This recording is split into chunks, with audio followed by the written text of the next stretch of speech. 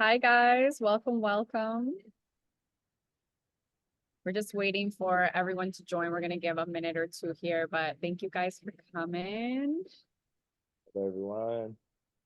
Really cool to see some familiar names popping up and also some not familiar names popping up.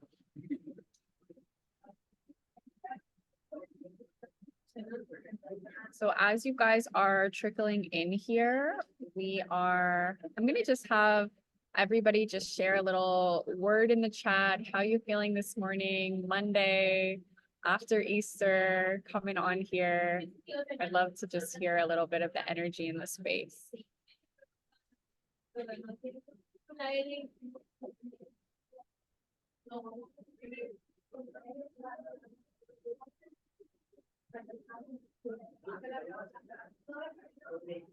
Grateful.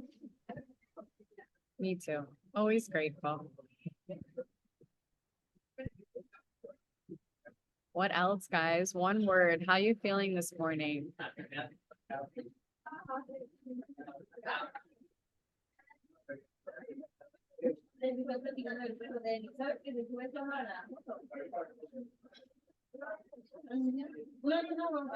It's funny, Nicholas Toscano in the chat, always my go-to man. He's in the chat. He was in my last program and he was like, I'm here for it. I'm answering the prompts. I'm in the chat. I was like, yes, Nick. Oh. Happy and grateful. Fern is feeling alive. Yeah, baby.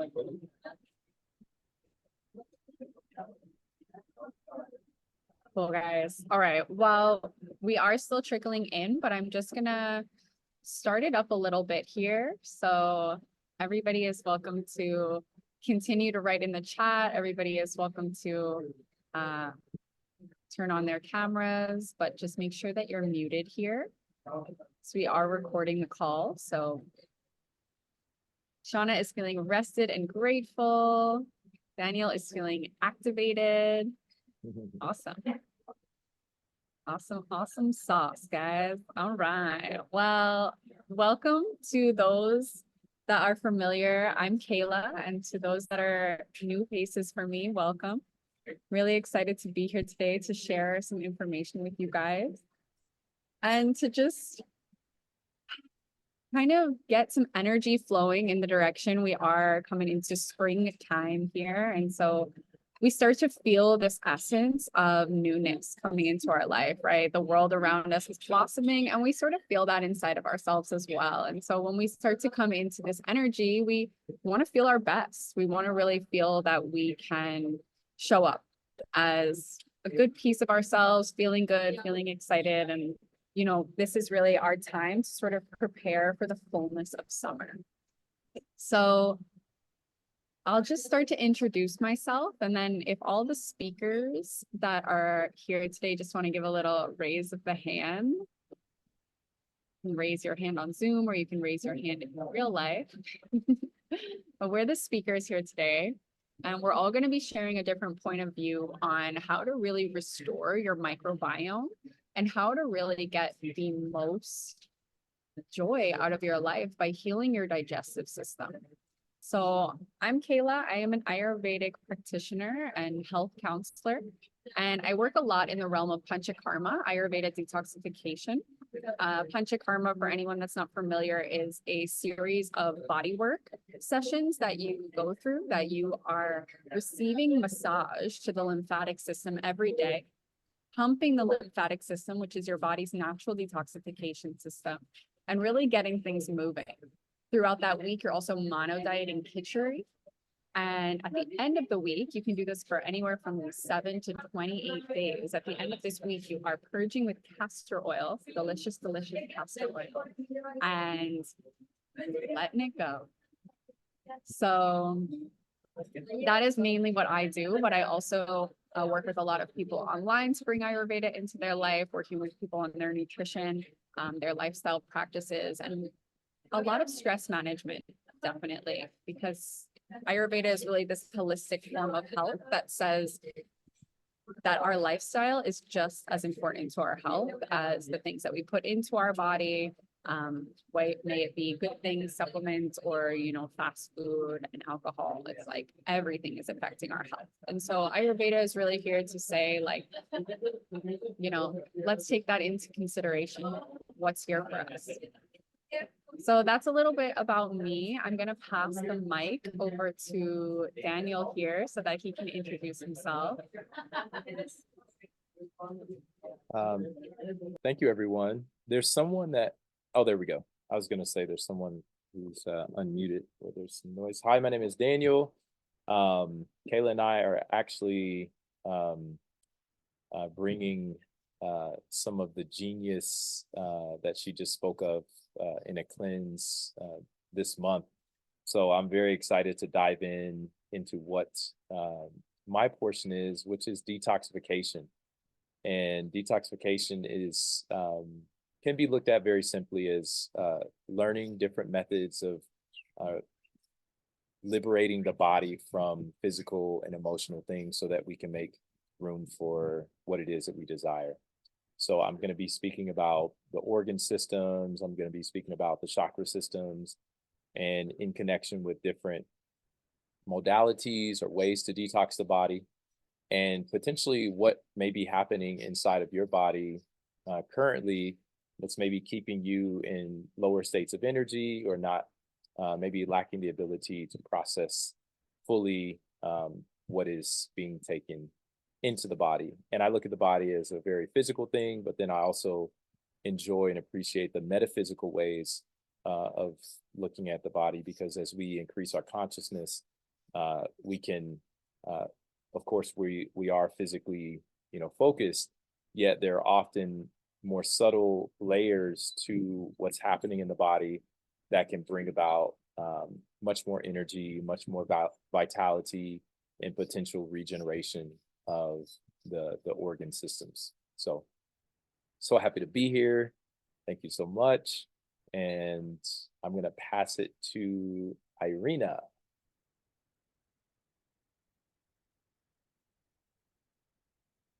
Hello, everybody. Just unmuted myself.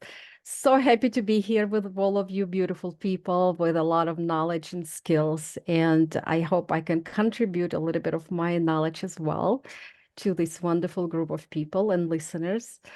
My name is Irina Maryanchik. I am a holistic practitioner and human design analyst, past life therapist, and I deal a lot with diets as well. A lot of clients of mine who are coming to me primarily with their digestive systems. I always look at their human design, and will be talking about today at how you can utilize human design in addition to all the knowledge that you'll have today. How can you incorporate human design into understanding of your own chart and your own diet? So it's just additional layer of information for you, which is, from my perspective, is critical. And if you're not familiar with human design system at all, I will not be focusing too much about it on that. I will be just, adding information in terms of the authority, the strategy, and also determination. And in human design, it's a very different approach. It's, for some people, it's about what you eat. For some people, is about environment. It's actually not important what you eat. So I will be just giving you additional nuggets about the human design perspective on diet. So happy to be here. Thank you so much.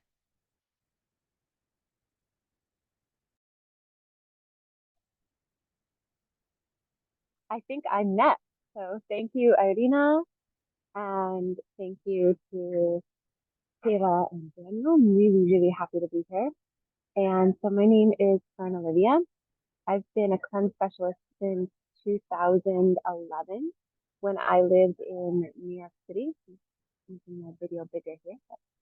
Okay, so when I lived in New York City, I worked on Wall Street and had a big burnout period where I fainted in the subway and realized that, okay, something was going on with my health. And I was diagnosed earlier with Hashimoto's hypothyroidism. This is an autoimmune condition affecting the thyroid, but it's not rooted in the thyroid. Obviously, it's, something with the microbiome or the liver and kidneys, but doctors weren't really aware and or able to help me in that way. So I took matters into my own hands. I became a cleanse specialist. I became a juicing specialist with raw foods, juicing.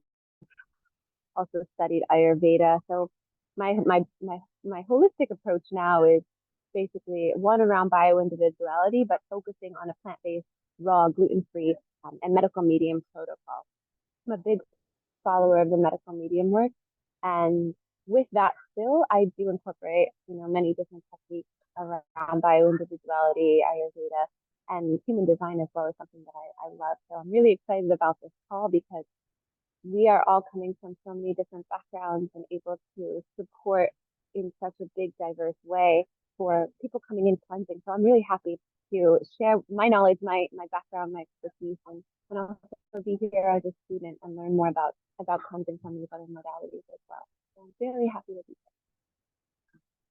And when I live in Costa Rica, I live here in Puerto Viejo, in the Caribbean.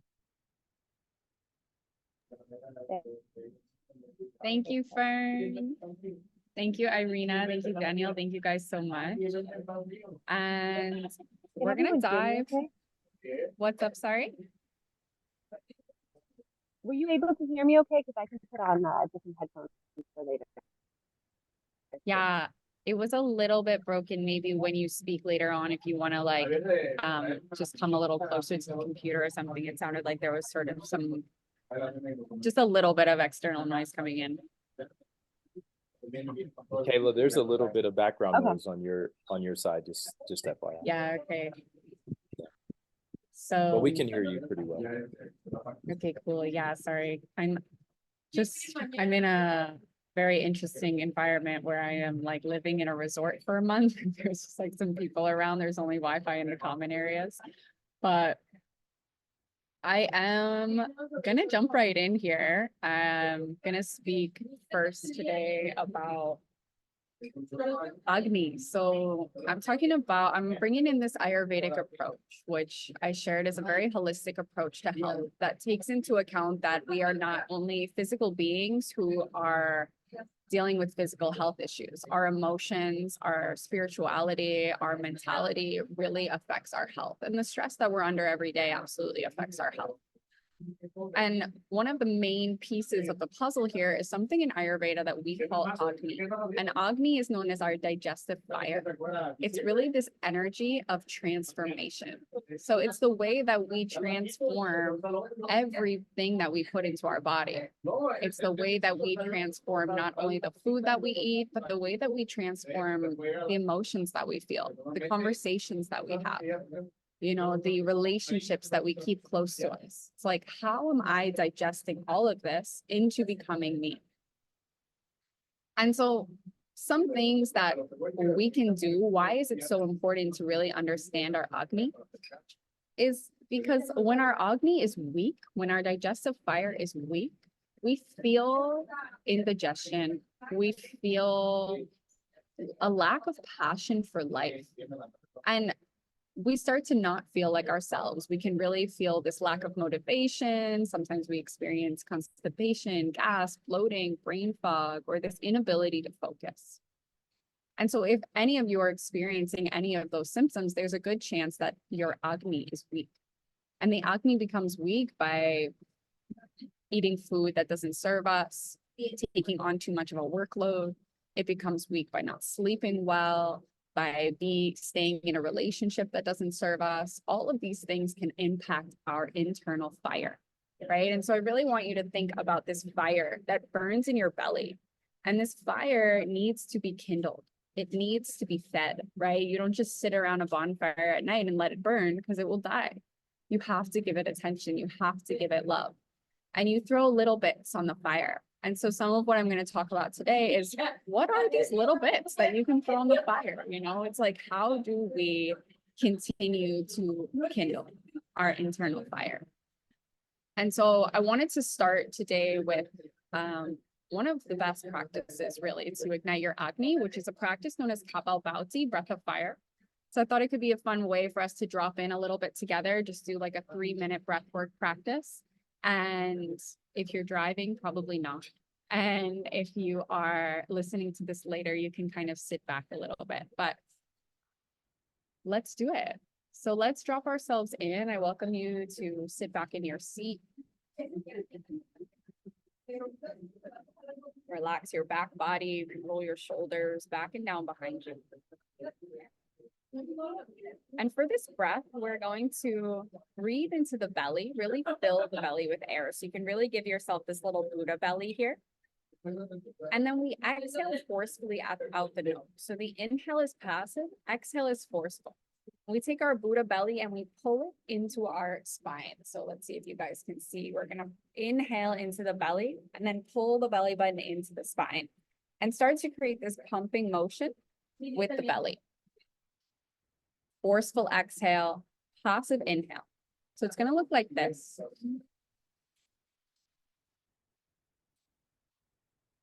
And we're going to go for 1 minute of this breath. At the end of the breath, we'll inhale, hold the breath at the top, and then exhale to let it go. And then we'll take a moment and just tune ourselves in here today. So let's drop in here. We're going to sit back, straighten the spine, close the eyes, and let's take a deep breath in and a full breath out.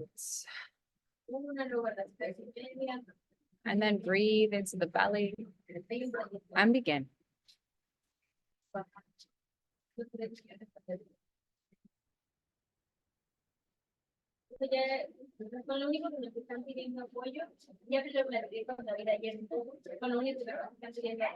Find your rhythm here, going faster or slower as you like.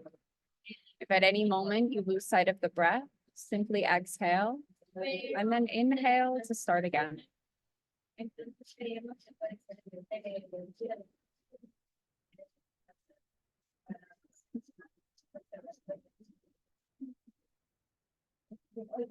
Really feel that you can pump the belly, kindle your fire, this little flame that burns in your belly. Pump the fire.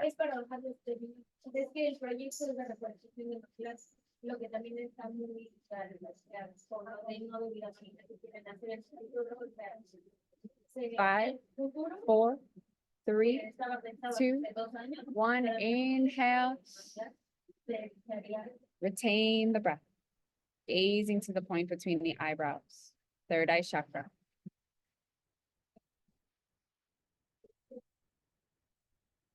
Exhale, relax the breath.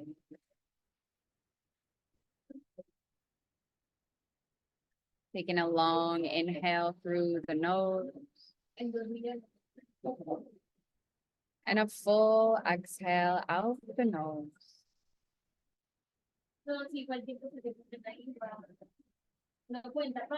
Releasing the control you have on your breath now.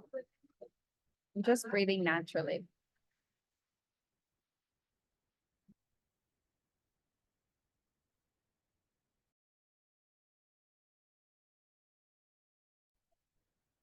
Feel your awareness as it moves down into the belly. And start to bring this image of fire into your mind.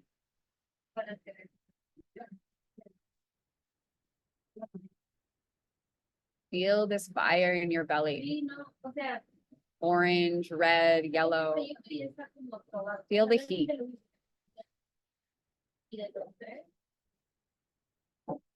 And as you give your loving attention to this fire, feel that as you inhale, the fire grows bigger. And as you exhale, the fire expands out in all directions.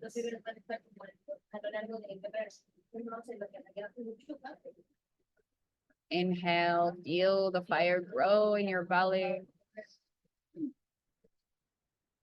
Exhale, expand the fire out in all directions.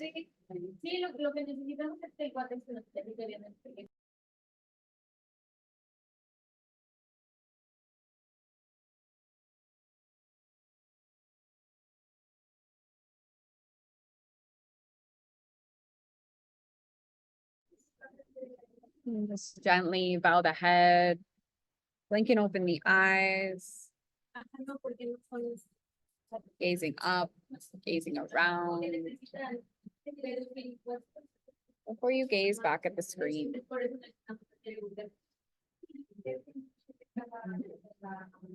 Thank you, guys.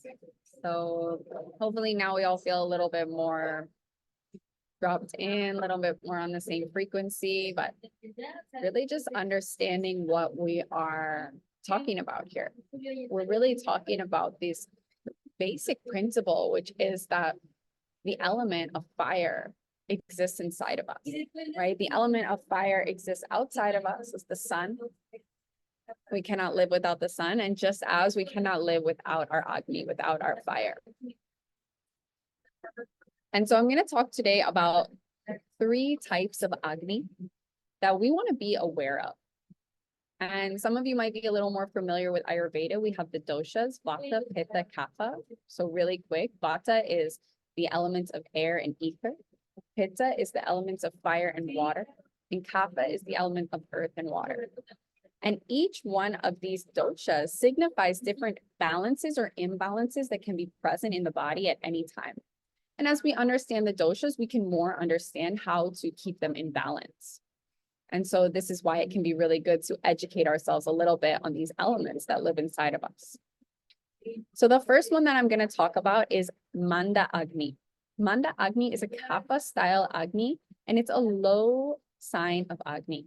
Mandaagne shows up in sluggishness in our digestive system, sense of heaviness in our digestive system, unexplained weight gain. Maybe you feel like you're not eating very much, but still the weight is coming on. You feel lethargic, you feel unmotivated. There's really this sense of just all around lethargy that is present in your system. It's within the body, it's within the mind. And this is Mandaagne. And what we do for Mandaagne is really start to bring in that fire. We really start to bring in that breath of work. We start to bring in spices. We start to bring in different herbs that can ignite the Agni. Exercise is extremely good for Mandaagne. We really want to get it moving, right? You can think of this earth and water element. It's like mud. It's like sticky and sluggish and heavy. And it's like, we got to get it moving. We got to bring some mobility back in. So any kind of movement, especially in the morning, breath work to get it pumping, something like what we just did, or any other activating breath work practices, spicing up your food. It can be with like actual chilies, or cayenne is really good for Mandaagne, or things like turmeric, ginger, cloves, cinnamon. All of these things are going to be really good for this Kapha style Agni that we see. The second one that I'm going to talk about is Tikshna Agni. Tikshna Agni is a sign that your Agni is too high. So this is going to be too much fire in the system. And this is really a Pitta style Agni. So with Tikshna Agni, we can see this like fire on fire coming in, right? It's like hyperacidity, acid reflux. We've got heartburn, maybe like diarrhea, like we're just like putting food in and it's just coming right out. It's like not even really being digested. You might see like undigested food in your stools. This is too much Agni in our system. And in our body, in our mind, we're going to see this as like jealousy, anger, the need for control. This is like that egotistical side of us that comes forward that says like, I'm the best person in the room. I've got a lot of Tikshna Agni. And so when we have this Tikshna Agni, what we really want to focus on is cooling down our system. So we want to do things that are good for us, that are good for Agni in general, this positive side of fire, but we want to keep it a little calmer, a little cooler. So now we're incorporating maybe some like mint tea. We're incorporating more cilantro in our food, some cooling herbs. We're going for more of like a cooling breath practice, like Shitali Pranayama. It's a breath work where we breathe through a fold in the tongue. And that's going to be a really cooling breath. We're going to bring in more of these calming practices, right? Some stillness, some meditation, grounding the system, because that fire is too high. It's like the flames are rising too high. It's like, you got to back up, right? You got to calm it down. So that's Tikshna Agni. And then we've got Visham Agni, which is probably what I see the most in the work that I do. And this is a variable Agni. It's a Vata style Agni. So Vata is that element of air and ether. It's that really movement of the Agni. And so sometimes the Agni is, you know, irregular appetite. We see more like constipation, gas, bloating. Sometimes we've got that Titaagne coming in, that more like diarrhea, more like acidity. It's like no matter what you do, you're like, I just kind of feel like shit. I put something in my body, it gives me heat. I put something in my body, it gives me air. Like I can't really figure out what is going on there. And this is Vata style. It's unpredictable. It's like, what is going on here? Right? And this is where we really have to come in and heal the digestive system at a really root level, because it's going both ways. It's alternating between strong and weak. And so here we want to bring in that grounding practices. We want to bring in these highly nourishing foods like whole grains, root vegetables, only eating well-cooked food. So really staying away from anything raw, really staying away from anything cold or dry, like iced beverages, smoothies, crackers, toast, these sort of things that are just like not very easy to digest on someone who's struggling with Agni. And we want to bring in like soups and curries and these softer foods that just allow the body to rest. You know, somebody who has Agni is likely to be dealing with a lot of anxiety. It's like they're really stuck in their head. Their mind is moving from here to there. They're overwhelmed. They're easily burnt out. And they just really can't take on anymore because there's just like so much going on in there, you know? Ayurveda really, really stresses that all of our dis-ease in the body comes from our Agni. It comes from our digestive system. Right? So we can think about the way that if we're struggling with our digestive system, it's really hard to excel in other areas of our life. It's really hard to be super present in a conversation when you've got like cramps and bloating. It's really hard to show up to a meeting. It's really hard to, you know, show up as a good friend when you're just like, I'm uncomfortable in my body. You know, and so a lot of times it's that Agni where it's like there's a lot of depletion here actually in the Agni, and it really just needs to be rebuilt on all directions. And so the reason that we want to be aware of what style of Agni I'm coming in is because that is what direction we're going to take the healing approach in, right? So it's like Mandaagne Agni, for example, this Kapha style Agni needs spices. Agni might not need as many spices. So we don't want to fight fire with fire. We want to make sure we're bringing in that sense of balance. And I'm going to talk a little bit about just a couple of ways that you can really bring in this healing. So first of all, spices. Spices are my like one true love. And this is really such a big part of Ayurveda and the cooking in Ayurveda. And it's such an easy way to really bring in some Ayurvedic principles into your life. You can add spices into food that you already make for yourself. And we love spices because they ignite our Agni. We love spices because they work to heal our digestive system long term. So why they are helping to break down food in the moment, there are so many spices such as fennel or cumin or hing or ginger that are really working to break down food in the moment and help our body assimilate the food. They are simultaneously working on our microbiome to heal the intestinal walls, to long-term heal our digestive system and get all of these good properties of the spices into our system that say, okay, I'm going to allow you to actually use less energy in your digestive system. So you can send that energy to your brain. You can send that energy to your cardiovascular system, to your, you know, circulatory system. It's like all these other systems start to get a little more energy when your digestion isn't stealing the spotlight. So when we start to get our Agni back, when we start to feel this digestive fire come back to life, we start to feel this mental stamina. We feel powerful, we feel focused, and we really start to get this lust for life and this open heart. You know, it's like, what would it feel like if we could all approach life with this open heart and this desire for living? You know, something that I have definitely noticed in my life as I have given focus to my Agni is that I love living. I love waking up in the morning. I'm excited to live my life. There's so many things to be grateful for. But when we're stuck in our physical body and a sense of almost victimism, right? We feel like, ugh, woe is me, because I've been there as well. It's not that easy to live from gratitude. It's not that easy to open our heart to new experiences. And so this is really an invitation to ignite your Agni so that you get to feel that lustfulness for life. You get to feel the opportunities that flow to you when you're like, yeah, baby, I'm digesting, I'm assimilating, I'm working this stuff through, you know? And so just a couple things. I'm going to kind of wrap up my bit and pass the mic, but a couple things that you can do in just 10 days to really start to heal this microbiome, to really start to bring Ayurveda in on a healing level. First thing, I would highly recommend to anybody, even if you have Tikshna Agni, this one is going to be good.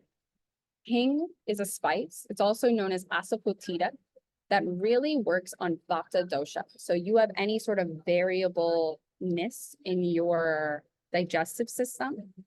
Hing is a spice that works for gas, bloating. It's very good for helping the body digest maybe things that normally aggravate Vata, such as beans or lentils. It's really good for, you know, if you are eating on the go, you can make sure that you have a little hing in your next meal. And it has a really strong smell, but it doesn't have such a strong taste. So you can really put it in everything. I literally put it in everything. So I'm going to write it in the chat real quick. It's called hing or asafoetida. And another one that I would really suggest for the next 10 days, I welcome you to start your morning with ginger tea. Ginger is the ultimate kindling to our Agni. It is the ultimate way to really start to bring our Agni back online. I have seen people who have more or less destroyed their digestive system. They have no Agni. They don't have a lot of Pitta dosha naturally. Maybe they struggle with an eating disorder at some point in their life, and they brought ginger tea into their mornings. You can also bring it in before or after meals. And in just 10 days, it really starts to activate the digestive juices. But that's a really great one. The breath of fire that we did at the beginning of practice, every morning, 10 days, bring in breath of fire. See how it brings in your lust for life. And the last one is just choosing. So I'm going to share, we're going to send out a recap email for everybody here, and I'm going to attach a PDF that has a whole list of spices that I really love and recommend. And I invite you to choose 3 other spices to welcome into your meals for the next 10 days. So these are just a couple of things that you can do, and all of those will be on your recap email to invite in Ayurveda, invite in an open heart, welcome these things into your life, and really start to heal the microbiome so that you get to experience life to the fullest potential. So that is my invitation to you. Thank you guys so much for listening. My piece on Ayurveda. I truly love to share this wisdom.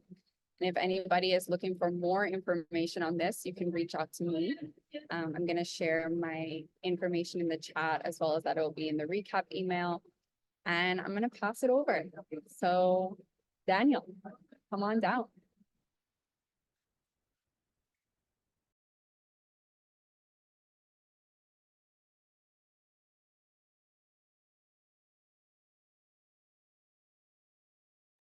I was talking and I was muted. Thank you, Kayla. Appreciate you. If in the chat, if anyone feels to write a few things or a word or two to Kayla on maybe what landed in what she just said. She said a lot, and many of those things are perspectives to get us to know our bodies a bit deeper. So feel free to jump in the chat and just maybe give her a few words of what resonated with you. I'm going to pull up, Kayla, can you make me a host? Or I can reclaim it, actually. I got you. You got it? It's all good? Yeah. Okay, cool. All right, I'm going to share my screen with everyone. We're going to have, I love presentations. So we're going to dive in. Can everyone see that? Awesome. So digestion 101. So I want to cover a few things. Thank you again. My name is Daniel. I've been helping people here in Costa Rica, as well as the US and Canada. And we just recently shipped one of our detox kits to Mexico. So that's the first client in Mexico. But I help clients find greater vitality, greater sources of energy, all internal to them, by helping them clear out what they've collected and have been holding on to for most of their life.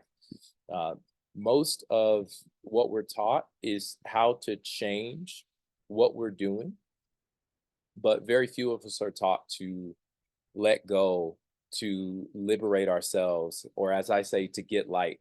And what does that really mean? That means to basically the things that we think that we know, or the things that we think that we've learned, especially when we were younger, even in college and high school, some of those rules just simply don't apply based on the reality that we currently live in. We live in a very fast-paced, high-stress environment, and that means that the typical behaviors that we would consider as normal, or that we grew up with, likely aren't sustainable if you want to live as long as most people want to live, right? And we're kind of seeing that some people just aren't quite pushing into the age of maybe our grandparents.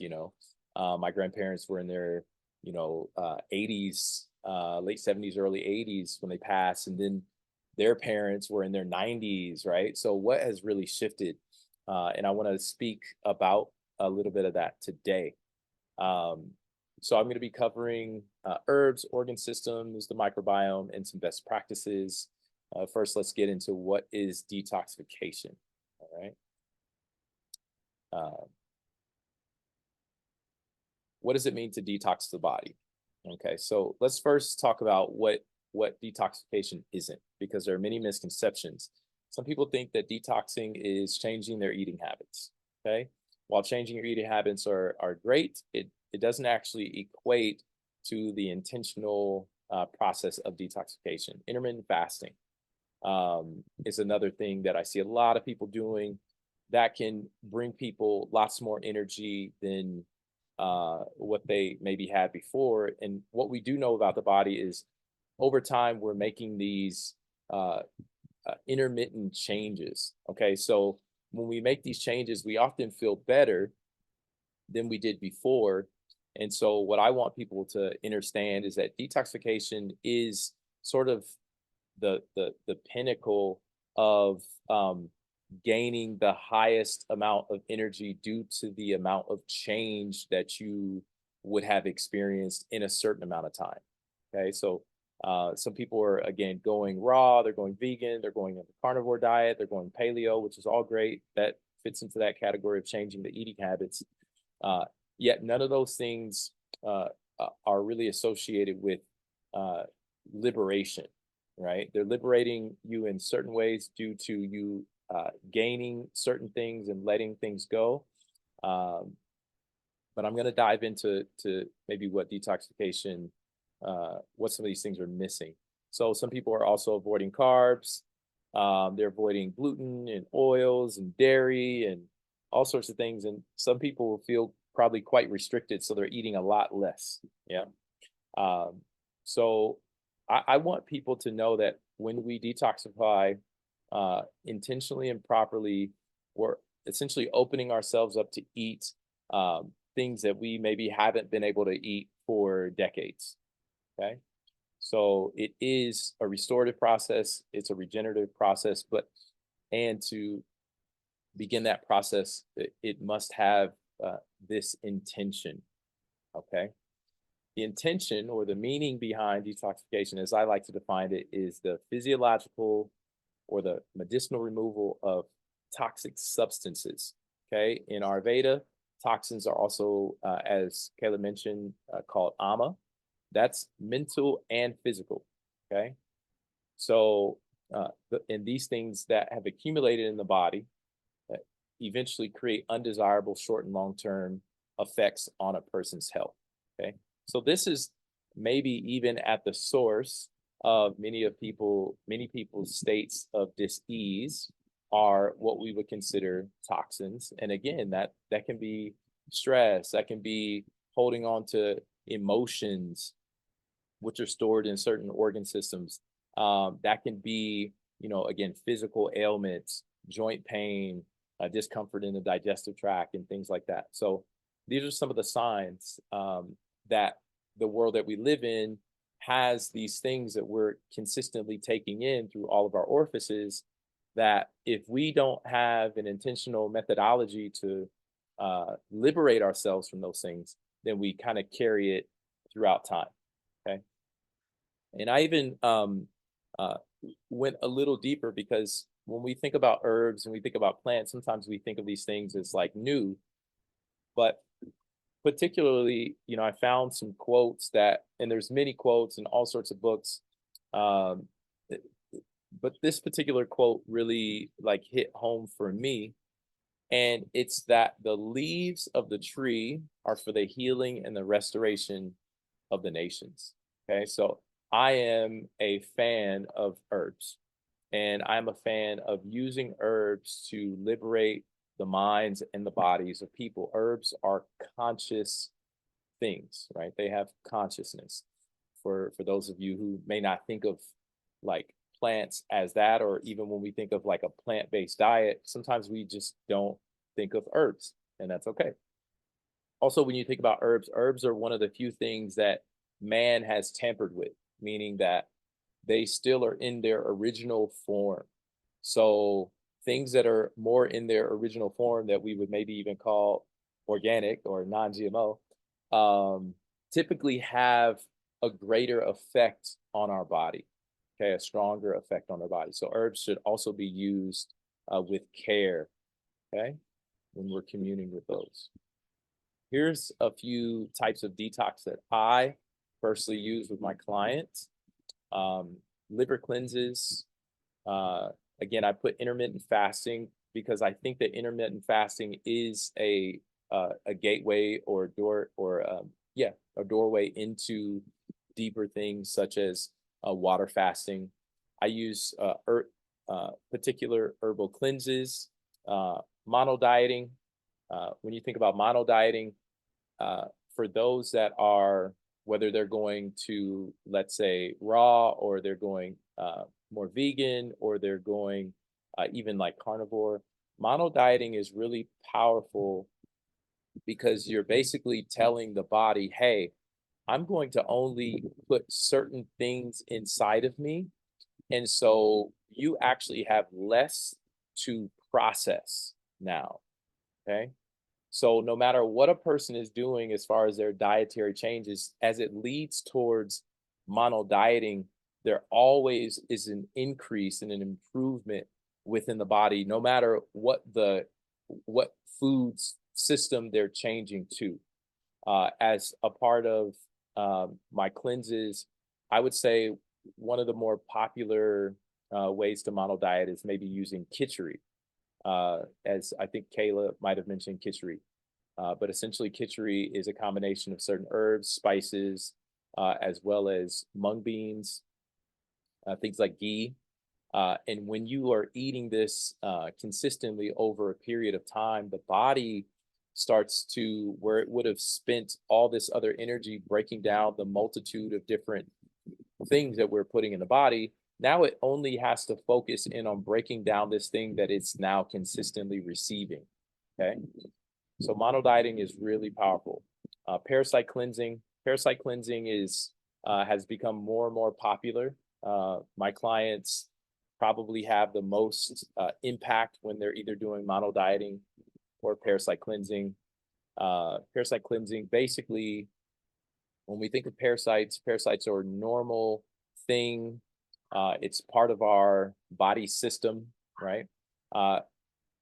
When we, let's say, have, as Kayla mentioned, low digestive fire, that means that we have more accumulated, okay, food waste in the body, which means that we essentially are creating, from those undigested food waste areas in the body that are harboring the undigested food waste, we're creating these colonies, right? These little like new cities full of all sorts of bacteria. And depending on the types of food that you're eating, that undigested food waste may saturate your body with a bit more of a parasitic type of energy because that food just isn't moving and is stagnant. So you know what happens when there's stagnant water?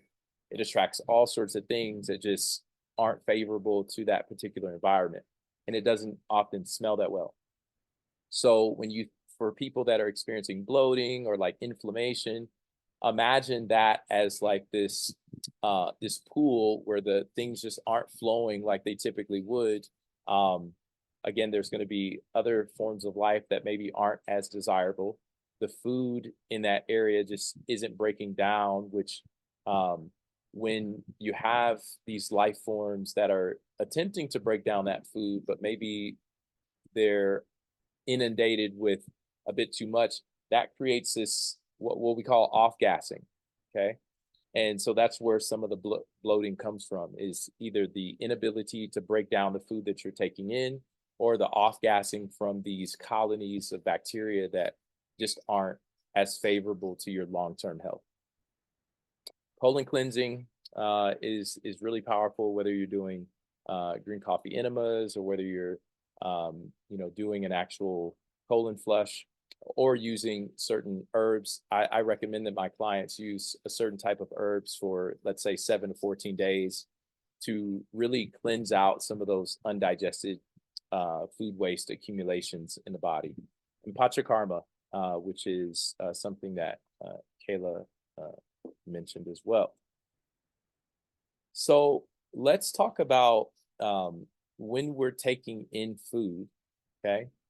How that actually attributes to the accumulation of toxins or the creation of toxins.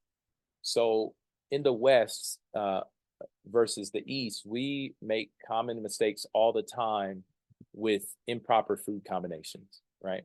So basically, when we're taking in a certain food and then combining it with another, it creates these impurities. And as Kayla mentioned, this is in relation to AMA. And these impurities, it's harder for those impurities to be broken down in the body. So as that happens over our lifespan, because we've been doing this since we were younger, because our parents just maybe didn't know what to not give us in combination, these accumulations have been there for quite some time.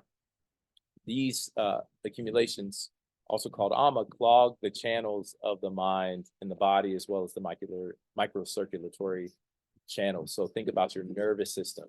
Okay, think about your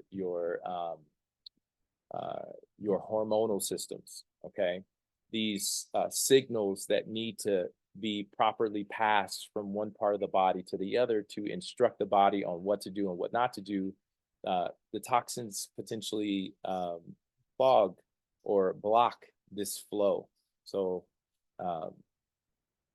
we're going to get into some of the foods that maybe shouldn't be combined. And I think this is going to be a list. If you want to screenshot this, you can. All right. Some people still drink milk. Milk is, especially here in Costa Rica, you can still get raw milk. You can get organic milk. You can get milk from, truly pasture-raised animals. And depending on your body type, okay, milk is could be a great source of nutrients for you. For me, I would be considered an Ayurveda Pitta, so milk isn't the best food to place inside of this body. But when we combine milk, okay, notice this entire list of things, most people are combining milk with many of these things, okay? So maybe having milk with their breakfast, milk with their baked goods, okay?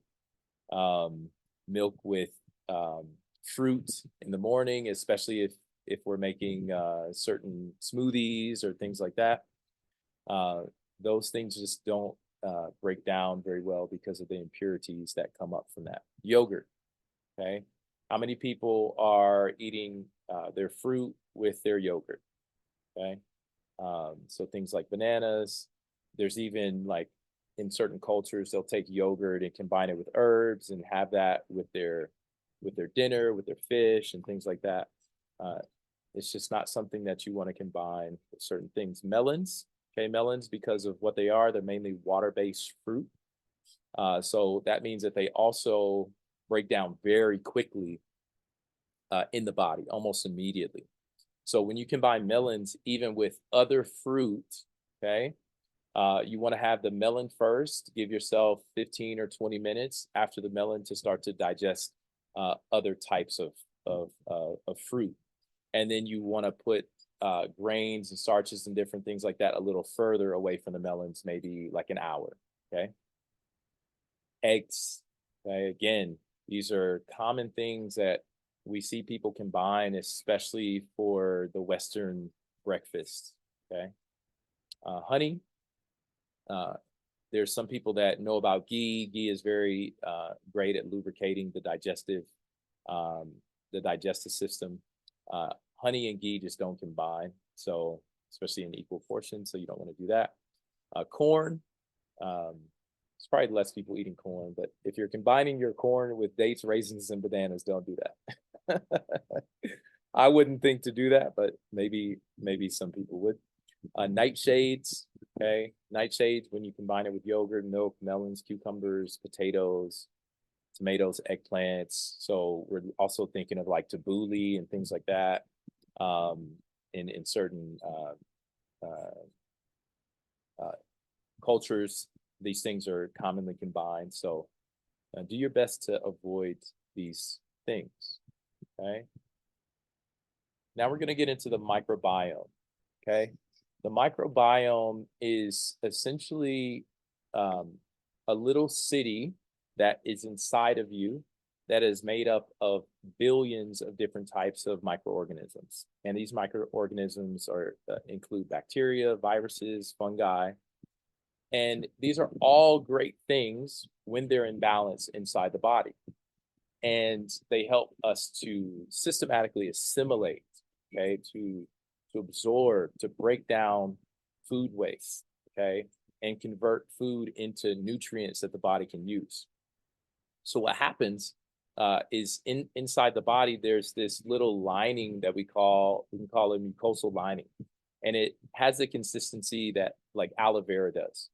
And the entire intestinal lining is made up of this beautiful substance, and it's inside of that substance that these microorganisms live and that they thrive. Okay, so inside of this lining, that's where we want a balanced version of all of these different types of organisms. And that happens when we, of course, have balance in our diet, we have balance in our life. But what happens when we are imbalanced, okay? Imbalance can look like gas, being gassy, being inflamed, okay? Being bloated, having pain after you eat, okay? So what happens is when we have, let's say, an accumulation of toxins, maybe we have additional food waste that's collected in the body, maybe we've inadvertently taken in things that just aren't the best to process, especially physical foods that maybe have chemicals and things like that. It can wear down on that mucosal lining, okay? And when that mucosal lining starts to wear down, food can actually pass through from inside the digestive tract, pass through the intestinal walls into the bloodstream. And that's also something that some people may know as leaky gut, okay? So what happens is those impurities start to pass into the bloodstream, and that your blood becomes a bit toxic, which if you've ever heard of the term being hot-blooded, that's essentially what that means. So imagine that you have impurities moving in your bloodstream, what that can do to your physiology, what that can do to your emotions. It can really throw you out of balance. So when I think about the microbiome, that's the first thing that for me comes into mind when I think about restoring and regenerating the body itself.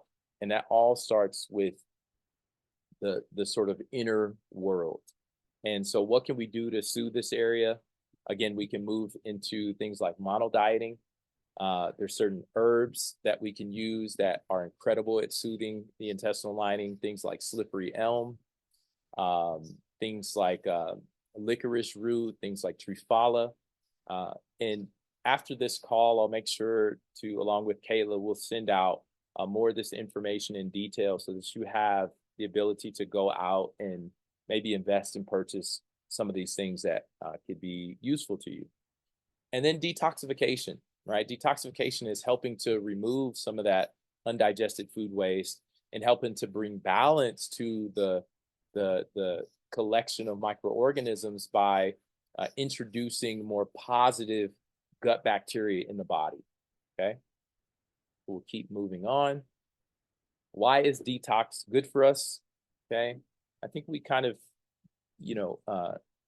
understand or understand how the body can move into a more balanced and a healthy state, and what that could mean for you in particular. But when I think of why detox is good, we're talking about more energy, more vitality, the ability to process food, process emotions, process life.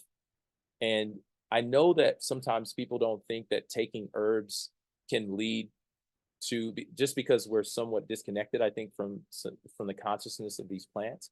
But these plants, just notice how they grow. Some of these plants grow in very tough conditions, right? Dandelion can pop out of nowhere. Even if a person sprays their garden with, chemicals, dandelions will return, right? So imagine the vitality that you can assume when you take in something like dandelion or dandelion root. You start to take in the same consciousness of how that plant survives and how it thrives. Where I live, there's a plant called plantain herb that's growing in very arid, very rocky conditions, right? So if life literally gets a little rocky for you, you can take in something like plantain herb, and plantain herb creates a healing effect on the intestinal lining. So if there's wounding on the inside of your intestines because of, again, very harsh chemicals that may be on the foods that we're eating, plantain herb can help to heal those wounds. It's a very strong, very resilient plant, and it increases your resilience. Okay, so this also leads to reduced stress response. Detoxification can help us create the proper hormones, which leads to better hormonal balance, potential weight loss, habit changes. And something really important for me is like communion with source, right? These herbs are coming right out of Pachamama, coming right out of this earth. So this earth is directly connected to source, whatever you want to call that, source, God, the universe. So when we're communing with these plants, we're actually communing directly with source. Moving right along, organs and chakras, okay? I want to tie in the organs, chakras, and then the potential herbs that you can use to help balance out these organ systems and these chakra systems, okay? But first, which organs and emotions are associated with detoxification? So when we think of the liver, okay, well, when we think of detoxification, your main detox organs are liver, lungs, kidneys, your skin is your primary organ, and your intestines, okay? So if we have an increase or an accumulation of, or if we've experienced what we would consider trauma, which we can also look at as things that have not been felt or processed, these often show up as emotions. And these organ systems are put inside of you to help you process and deal with very specific emotions. Okay, so the liver helps us process anger. The lungs help us process sadness. Okay, the kidneys help us process fear. The skin, right, that's our organ of authenticity. So when we aren't feeling like ourselves or aren't being our full version of selves, sometimes we can have these sort of blemishes and these skin diseases or ailments, which almost put us further into a state of inauthenticity or shame or these different emotions, right? So the intestines, your intestines are the main processor for all of those different things, all of those different emotions that you're feeling, okay? So if we are inhibited inside of our digestive system then it's very difficult to process the different emotions that these other organs are helping us alchemize. Okay, so intestines are or what we would consider our gut are so important to your ability to move through life in a balanced way. Another organ that often isn't mentioned, but I think is really important, is the spleen, and that helps us process worry. Okay, but what about the chakra systems, right? How do they connect with detox? So I'm just going to cover the lower three. Okay, that's the solar plexus, the sacral, and that's also supposed to say the root chakra. All right. So we're going to start out with the root chakra. Okay, Muladhara. So that's connected to our musculoskeletal system and excretory system. Okay, so our large intestines, our colon. And it also helps to regulate stress, okay, through our adrenals. Okay, so it is connected to our adrenal cortex, right? So when we think about the root chakra, that's also related to our survivability, okay, our ability to ground, our ability to feel safe and protected. It's also connected to our ability to take care of ourselves financially, right? So when there's imbalances in the root, this can, show up as maybe not having the abundance that you want, not feeling safe, not being in a home or a physical location that feels most comfortable to you. Okay, it may also show up as fear, insecurity, and just feeling unstable and maybe not being able to move forward, right? So some of the herbs that I enjoy using as part of my detoxes that help to work with the root chakra. Maybe you've heard of some of these: ashwagandha, very powerful adaptogen, okay, stress reliever. Red clover. Red clover is incredible for detox, also incredible for women in particular. Garlic or garlic powder. So there we're talking about immunity. So that's garlic is highly medicinal. So I always tell people, when you're taking in garlic through your food each day, you may want to be mindful because it does create a lot of heat, because it is a medicinal thing. So when we use it casually, we could be using it in a contraindicative way, right?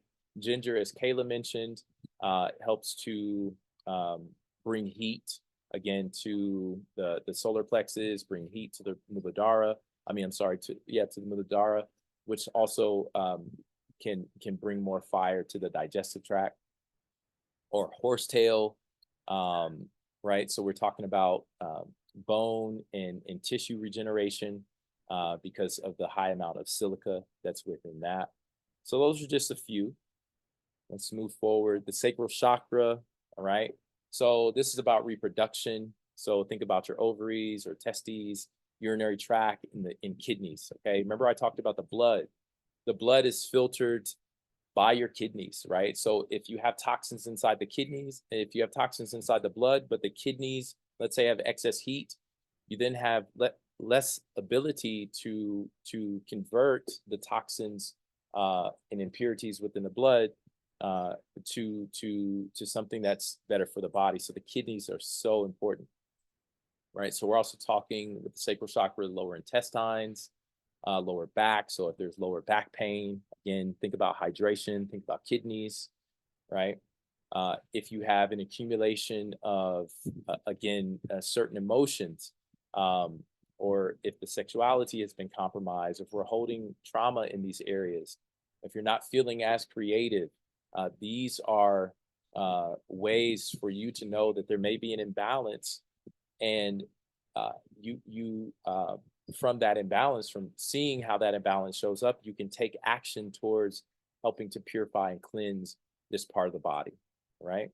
So digestive issues in particularly can be an indication of repressed emotions that we're maybe holding in that solar plexus area, difficulties expressing yourself, or blockage in the creative forces, right? So here's some of the herbs. Calendula, right? Calendula is known as a very powerful healing herb, whether you're using it internally or externally. Cranberry, it's one I'm less familiar with, But I know that for some people that have like UTIs or urinary tract infections, it has an incredible balancing property to it. Coriander seeds, okay, so when we think about coriander,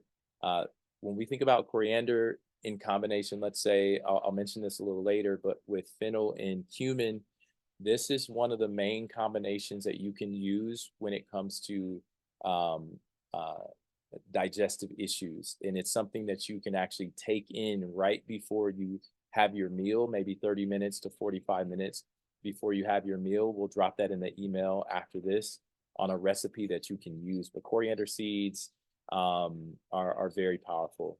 Shatavari, also more of I see many women using this herb. It's great for reproductive health and to help balance out the hormones. Cardamom, again, another spice that's used in Ayurveda, very popular. And again, it stimulates the digestive juices and the enzymes that need to be released to help you break down your food. And when you're breaking down your food, you also are, not harboring these energies that maybe are creating stagnation, which show up as blockages. Okay. Solar plexus. All right. Solar plexus, that's the sun, right? That's the heat. That's the main generative, one of the main generative forces in your body. And that's one of the primary chakras that's related to the digestive system.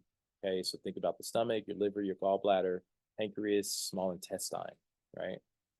Also adrenals. So when people are in fight or flight, the energy is not flowing particularly well through the solar plexus. So that directly impacts the organs that are associated with the solar plexus, right?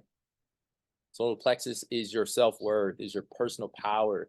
It's your physical stamina. Like, it gives you the willingness and the willpower to keep moving forward, right? So think about your metabolism. Think about how you burn through food, or you are able to overcome challenges, right? That is your solar plexus. And when that's imbalanced, that can directly lead to things like bloating, indigestion, food intolerances, allergies, things like that. Give me a heart or something in the chat to show me that some of this stuff is resonating with you in some way. I trust that it is.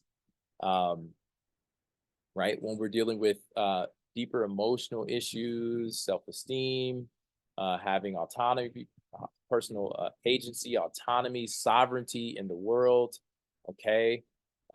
That has to do with our solar plexus. So this is a very powerful thing to pay attention to. So again, here's some of those herbs, right? Dandelion root, like I said, it's hard to kill those things. So if you want to be resilient, okay, and I won't even get into the medicinal properties, but just mainly the metaphysical, because the medicinal, that's a deeper layer. But on a metaphysical level, dandelion root is just, notice how resilient it is. When you take this in a certain way, of course it supports certain organs, but you become as resilient as the dandelion root is, okay?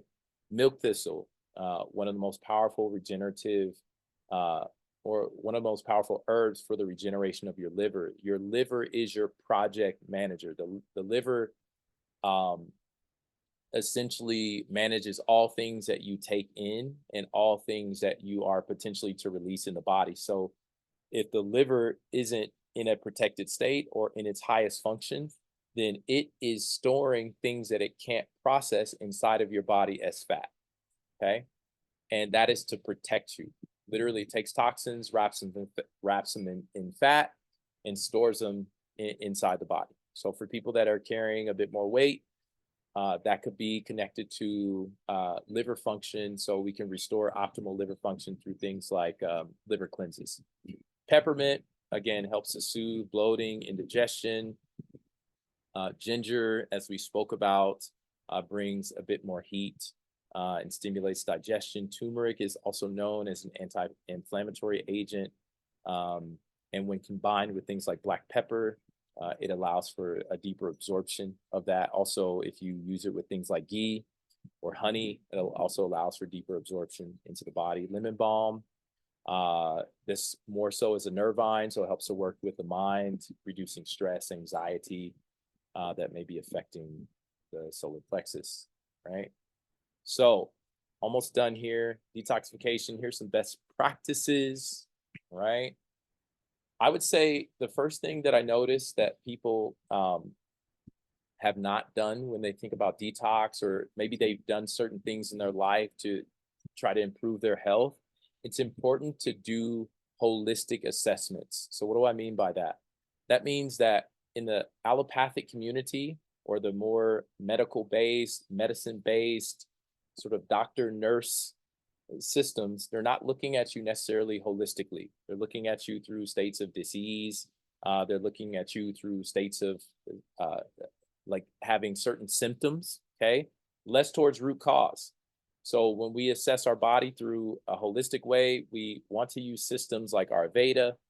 We want to use metaphysics, okay? We want to use things like numerology, astrology, and detoxification. These are essentially reflecting to you more of your holistic nature. And when we look at you as a whole, we already know that you are perfect as you are. Your body has the ability to heal itself, yet the body may be in a state of disease because things just aren't moving as they need to inside of you, right? So this also helps align your current condition or symptoms to potential solutions, right?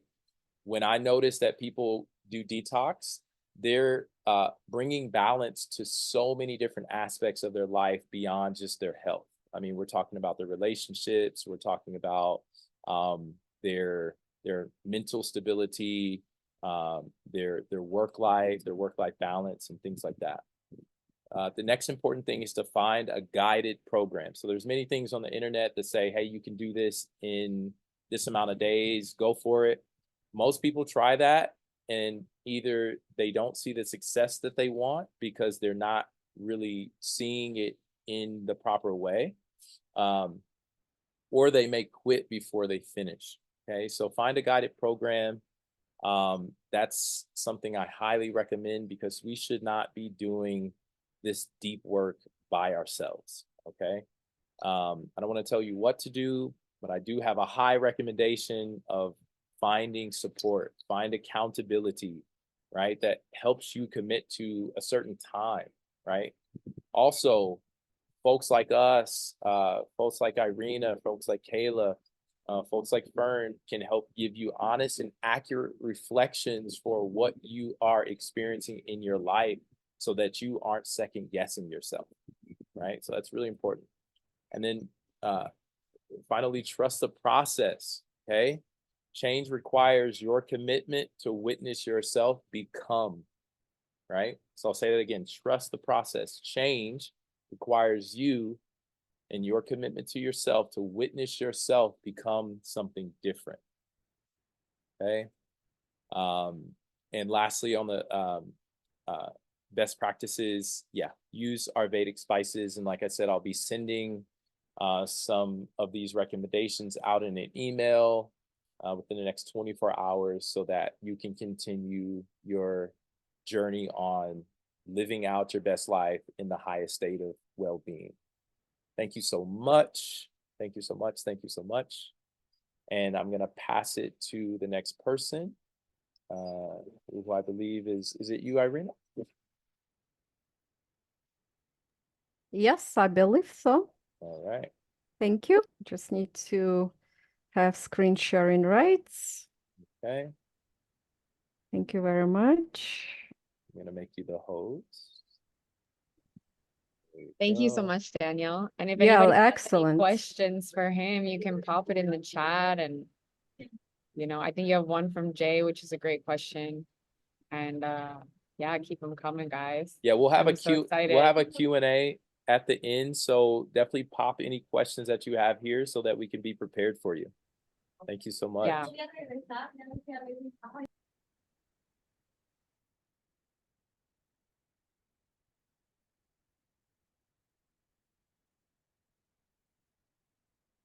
Okay.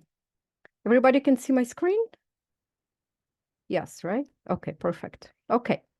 So my name is Irina Marianchik. I have been studying human design for, I would say, over 20 years now. And, it's really interesting how I came to human design. I had digestive problems. I had a lot of bloating, and I had diarrhea, digestive problems. I'm a Chernobyl survivor. I was exposed to radiation in Chernobyl when I was 16. And that really messed up my digestive system. So my whole life, I spent my whole life learning about how do I digest food better to help my body function better. So I tried literally different diets. I was vegan, I was vegetarian, I was carnivore, I was a mix of different things. And human design really helped me understand my own body and understand how my body functions and understand that my body is unique. And that uniqueness gave me an opportunity to learn about different diet types and also understand myself better as a projector, and also helping my clients every time I do any kinds of consultations. I'm a past life therapist as well. So during the past life therapy, I also learned a lot about how people function and how the past life imprint affects how they process food in this current lifetime. So today I will share with you about the diet types in human design, and I will share with you how human design looks at the different diets depending on the energy type, your own energy type. So for those of you who are not familiar with human design, I'm gonna give you a quick overview of different energy types in human design. So in human design, we have 5 different energy types. The first one is a manifester. The second one is a generator. Then we have manifesting generators, reflectors, and projectors.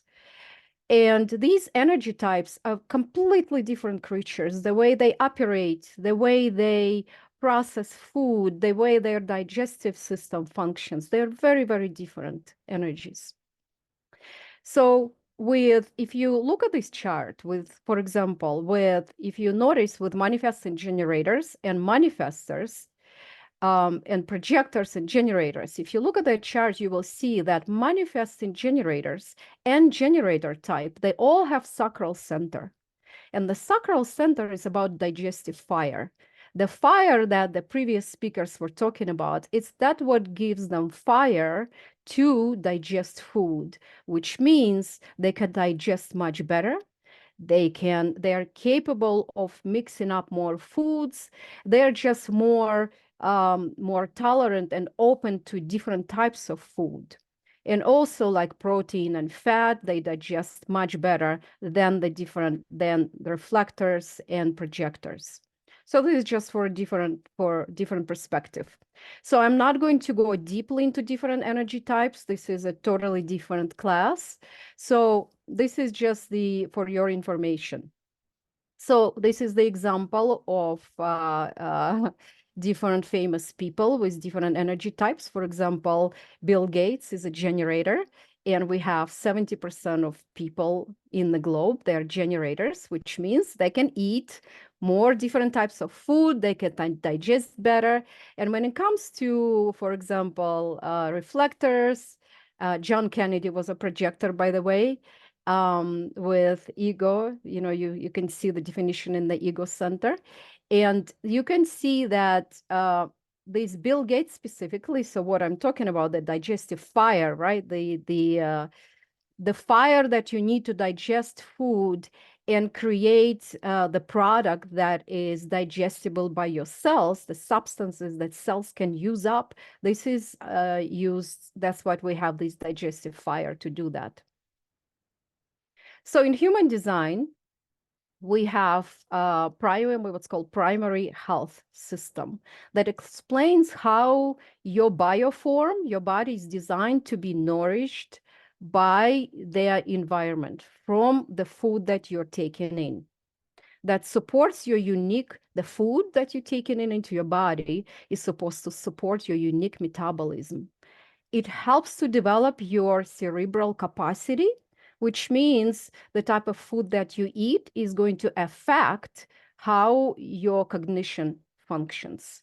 It helps to develop your cerebral capacity, develop your brain to be, I don't want to say smarter, but to be more efficient in the way you process information.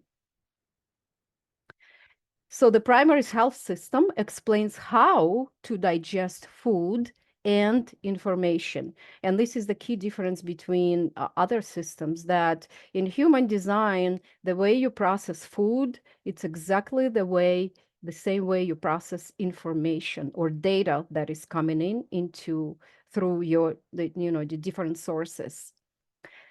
It helps you maximize the optimal functioning of your brain and achieve optimal health and longevity. So when you learn about human design, which I will share with you today, different types of energy types and digesting foods, it will help you consume better quality food. It will help you digest better, and as a result of that, improve your cognition.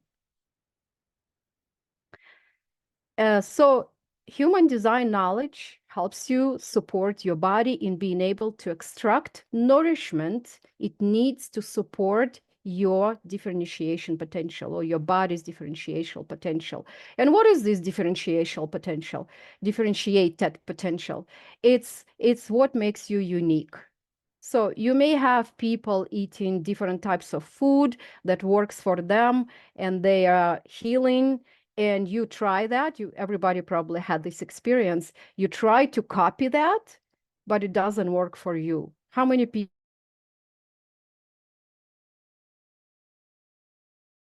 repeating exactly the same diet suggested to me and just doesn't work for me? So each of you has a differentiated potential, is more than what you just take into your body.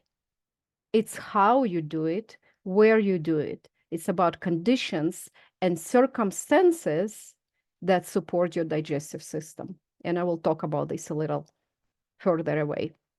So what are the benefits? The benefits of knowing your energy type is your cellular renewal that naturally takes place in the body when you start eating according to your human design diet type. It creates improvements in general well-being, and your body becomes more relaxed and able to extract nutrients from the food, right? Because you can eat the healthiest food. You can eat broccoli, which is supposed to be healthy, right?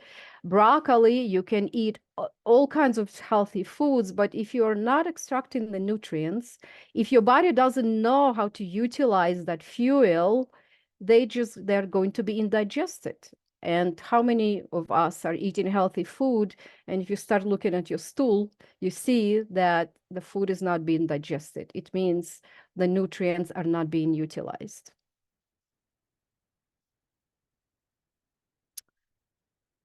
So if you learn how to eat properly, you will start having shifts in your perspective. You literally will start seeing things differently. You will have better vision, especially when you detoxify, when you will have improved brain function. You will strengthen your sensory abilities. So your senses, these beautiful 5 senses that we have, they will be strengthened when you especially detoxify from toxins that previous speakers were talking about. Daniel was sharing about the chakra system and how you can utilize that knowledge. So when you start detoxifying, your body will have more abilities to, your senses will become sharper. Your mind becomes more at ease. You will be more comfortable in your own skin. And your physical and emotional detoxification will become more intense. And you will decondition. What's called in human design conditioning is when you are being when you are being told what to do and you're taking in that somebody else's way of eating or diet, which doesn't work for you, we call it conditioning in human design. So you are able to decondition from all these programs and select what's right for your body type. So this is just the pictures I wanted to share with you of my clients who started eating according to their innate energy type. And this is the results they get. People lose weight, people feel better.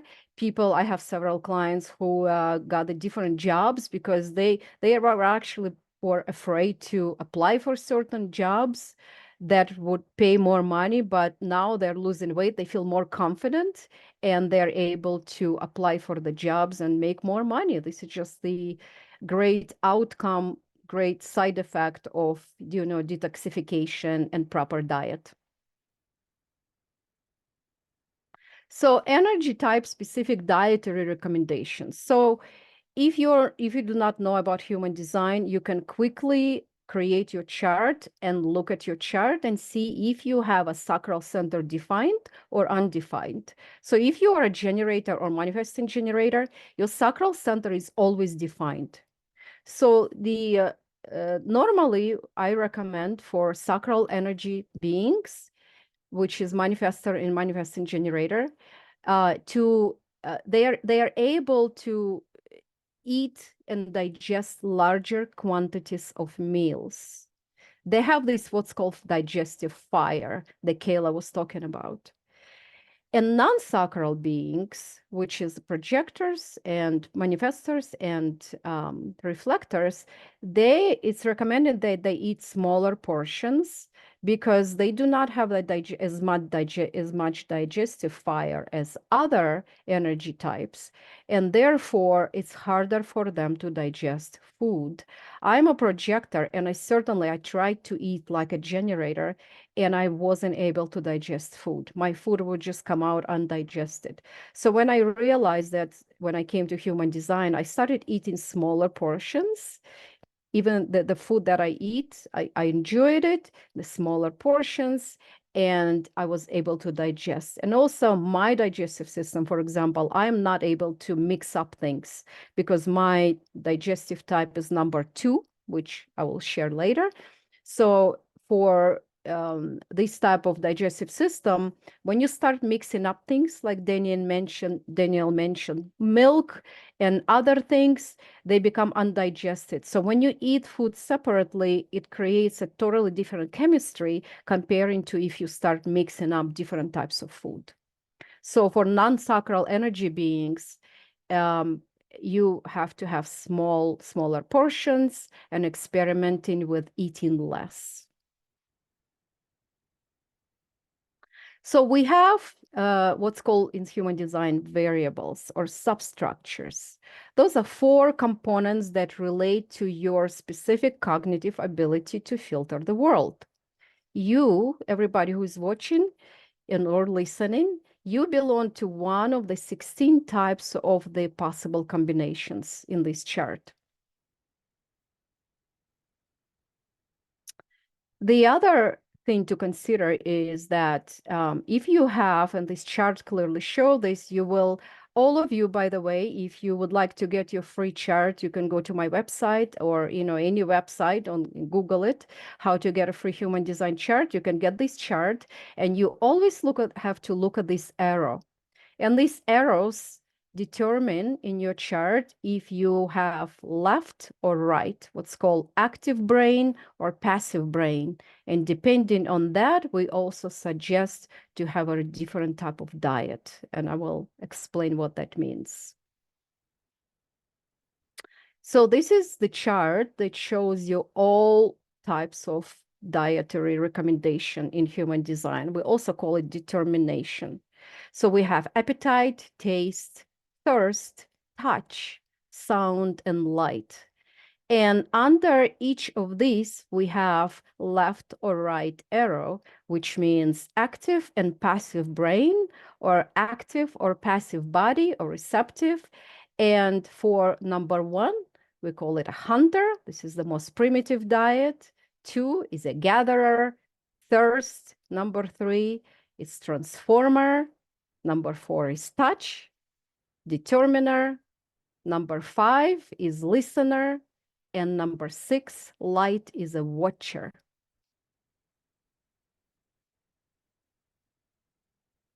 So let's look at the leftness and rightness and what that means. So if that top right arrow in your chart is pointing to the left, it means you have active brain-body system. In human design, we're not recommending this type of people to fast for a long time. If you take maybe, 16, 18 hours of intermittent fasting, it's okay. But we don't recommend to have a long-term fasting, like 10 days fast, because it's an active body system. It needs regular nourishment and it needs constant feed in order to have energy. And if you have the right pointing arrow in your determination chart, it's more passive and receptive brain-body system, which doesn't require regular meals. And for this body type, we recommend to have intermittent fasting and sometimes long-term fasting, as long as you're not remaining active or you are not working full-time. It's really important to understand that when you fast, your body is detoxing. And when the body is detoxing, it needs a lot of rest. And some people just need to stay in bed. Keep that in mind. So let's look at, appreciation. So what is appreciation? Appreciation is developing a gratitude for the natural way you are attracted to certain foods, you're eating that food, and you are developing appreciation for it. It's really important when you eat to really enjoy the food, not just, grab the food that is good for you and you hate it, and you eat it and you hate it, but it's really important to develop that appreciation. How your brain body prefers to take in sustenance, food, or information. Do you like it slow? Do you like it, in the busy environment when everybody's eating and munching and you're trying different things? So you have to learn about your body in order to determine what is best for your body. How do you choose to be fed by your environment? Do you like to sit quietly alone with your plate, or you like to have company of people? So those are the questions you have to ask yourself.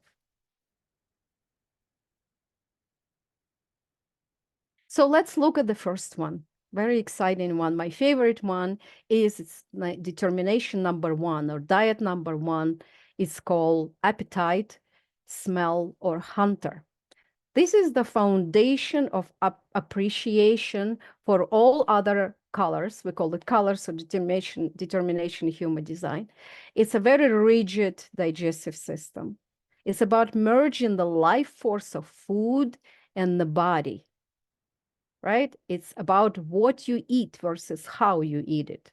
So some people can eat the food, sitting in the car, having this chicken. They don't care about the environment. They can eat anywhere. They can eat on the floor. They can eat while, they're driving. But it's about you and the food. It's becoming one with what you are eating.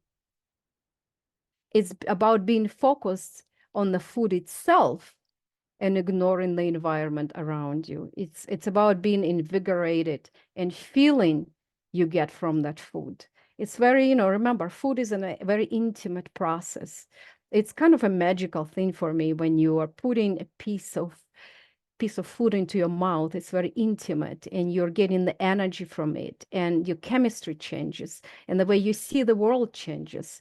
So keep that in mind. The food for number 1, if you have number 1 appetite, it's about connecting deeply with your food. And it's also about simplicity. So it's the most simple way of eating. The question you can ask yourself, am I hungry or not? And you should not be eating when you're not hungry. A lot of people, they're eating, they have the emotional eating. They're eating when they're stressed. They're eating when they're upset. They're eating when they do not know how to deal with their emotions. So it's important that you are emotionally connected to your state of being and asking yourself, am I eating because I am emotionally unstable, I'm sad, or I'm angry, or I'm eating because my body really needs that? It's the most primitive digestive system. It uses primary sense of smell. So these people need to smell their food before they even take it into their mouth. And if the smell is not satisfactory, the smell, your sense of smell is supposed to tell you if it's good food for your body or not. It's the way you eat. It's the way you eat affects your health and survival, right? So think about it. Your food is connected to your survival, right? So avoid too many spices. This energy type is supposed to avoid too many spices and mixing too many different types of food and experiment with nano meals. So if you're eating an egg, eat the egg. If you eat fruit, just eat the fruit. Do not mix it with different types of foods, like protein and carbs are not recommended to eat together. So nano meals are very healthy for this type. So the number one, appetite, they need to develop deep appreciation for what they eat. It means you have to be in the environment when you have actually time to sit with the food, look at the food, touch the food, smell the food. You need that time. It's a satisfaction of the appetite, right? It's knowing when you're hungry and when you're not hungry. It's connected to your survival. And in human design, splenic center is connected to survival. So spleen has intuitive capacity to inform your sacral center about its use of energy. So when you put the food into your mouth, your receptors actually identify the exact ingredients that your body is about to digest. So that's why the smelling is important. Smell, and then when you take the food into your mouth, you're connecting to that, and your body is already getting the enzymes going. Your body is already releasing chemicals to digest that food when you smell it. So that was one. The second line of a diet in human design, but there are many ways to describe it: determination, color, diet, design. So all these refer to the human design digestion. So the second one is about familiarity. So it's a one above the line number one, and this is based on the hexagram, a Chinese hexagram system, I Ching. So the second one is about developing familiarity. So once you try different types of food, you are now having options to choose what is best for you. So it's about getting picky about what you like or what you don't like. It's about developing taste over time and sticking to what you like.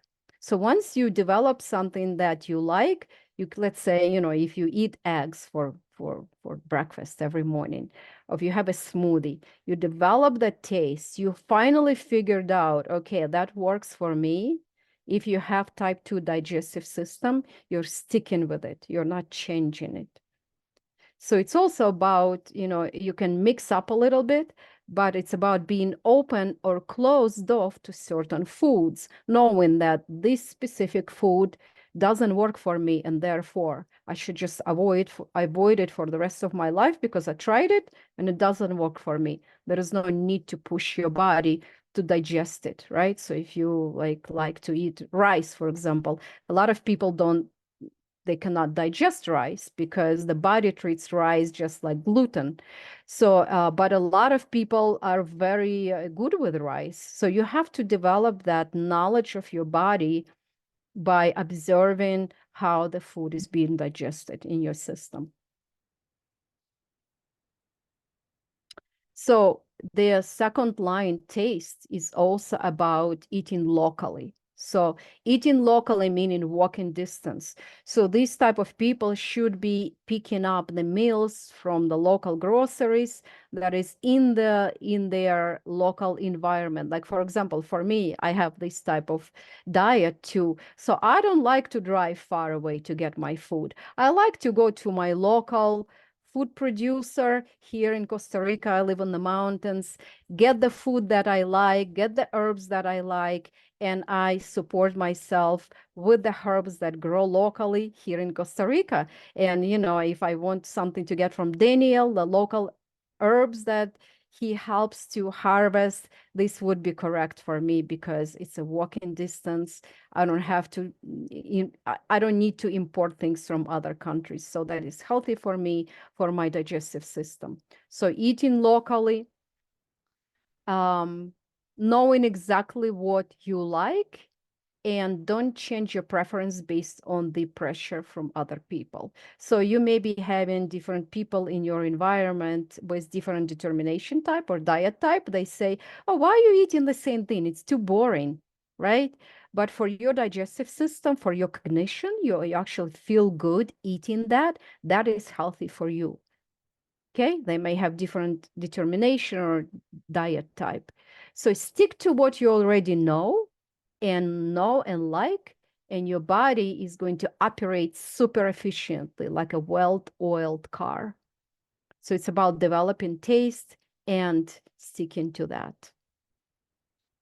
So it's called familiarity. So eating the food that you know, food that is familiar with, food that you already tried, experiencing the same food over and over and again.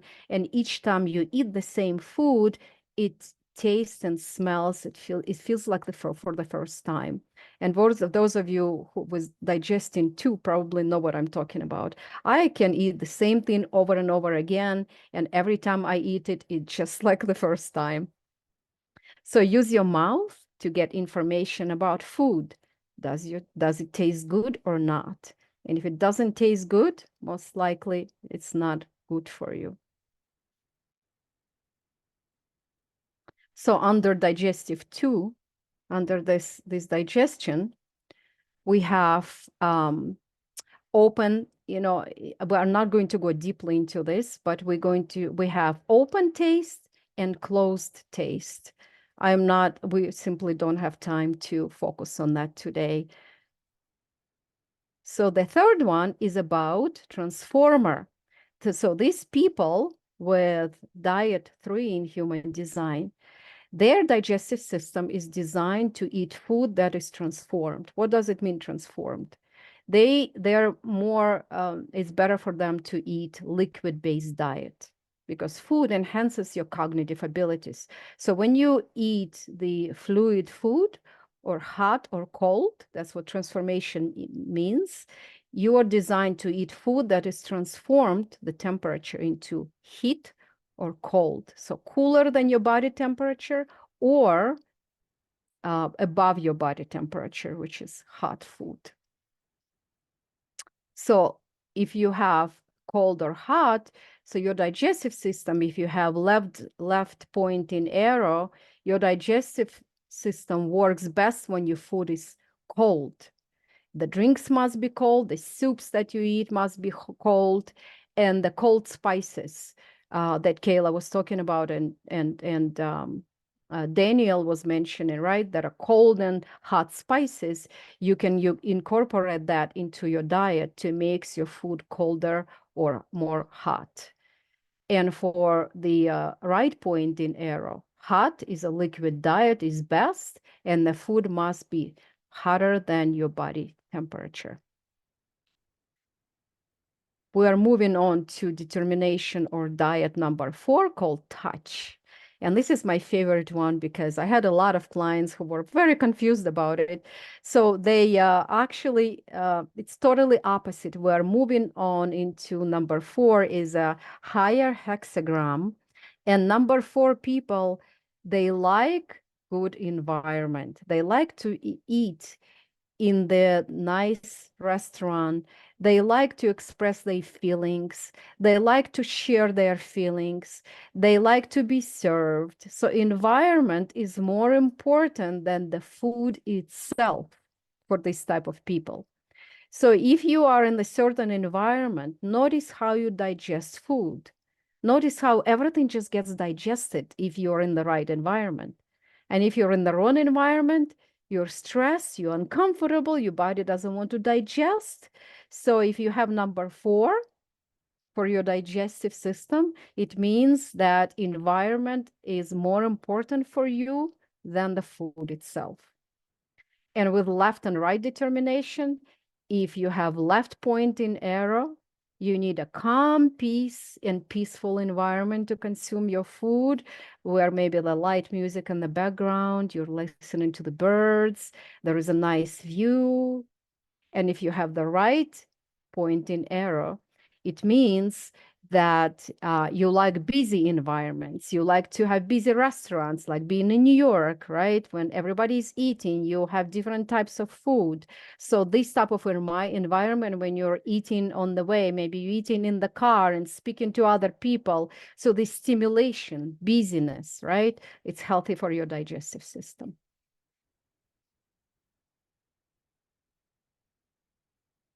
So this is just a recap. The calm environment and the nervous environment, you can take a picture of that if you like. So the calm is about, deep breathing, eating slowly as possible, finishing your tasks first and then eating, and making sure that you're comfortably seated in a nice place with a nice view. And nervous, it's about eating on the go. You have metabolism that works better when your body is active, when you're stimulated, when there's loud music, maybe the jazz and someone is dancing. So this is about nervous environment. So your digestive system operates much better this way. Next one is about sound. So the people with this determination or diet type, it's about sophistication. It's line 5 in I Ching. It's about sophistication. It's having that, being selective about what you eat. And it's important to hear some kind of sound on the background. Sounds you hear while eating stimulates your digestion. So digestion is being stimulated by the sound, and that sound infuses the food. Sound infuses the food that you eat. And as a result of that, the chemistry of the food changes. So it could be a high pitch sound if you have left pointing arrow, and you are, in this case, you are best accepting information from people in the high-pitched environments, high-pitched voices, music, the high frequency of music with your meals. And if you have right pointing arrow, it's more quiet surroundings that speed up your metabolism. It's very meditative music that should be playing on the background while you're eating. And you probably already intuitively know what kind of music stimulates you. So it's best to accept information from other people when you have right pointing arrow, when they have low pitched voices. Hi, Irina. I don't mean to interrupt. Fern has a hard stop at 12. And so we're a little over on time. Oh, I want to make sure that Yeah, we're actually almost done. Okay. Yeah. All So right. we're done. So we have only one more left pretty much, and that's it. So, okay. So the last one is light, and we have 2 variations, direct and indirect. So people with left pointing arrows, their metabolism works best during the day. So they should be eating during the daytime under the direct light. And indirect, the metabolism works much better during the dark. So these people are highly recommended to eat their meal at the sunset in the dark environments, fast through the day, and eat at night or after 6 p.m. when the sun goes down. So that completes my presentation.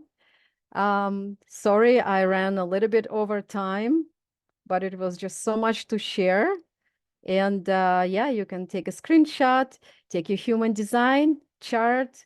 You can get it for free, and good luck. And thank you so much for listening. Just stop sharing the screen. All right. Thank you, Aina. So much good information. Can everyone hear me okay, or should I switch to let's switch to these earbuds actually? You were telling me before that these are better. Okay. So,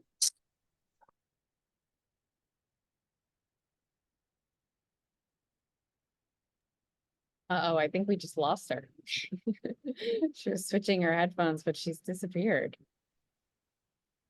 She's probably sharing her screen. Let's see. She'll pop back on in a second, but how are we all feeling? Lots of information to digest. Hopefully we're feeling that strong Agni is there to take it all in. Exactly. Yeah, she's back. Oh, okay. We need to give her the rights to. Okay. can you all hear me? There we go.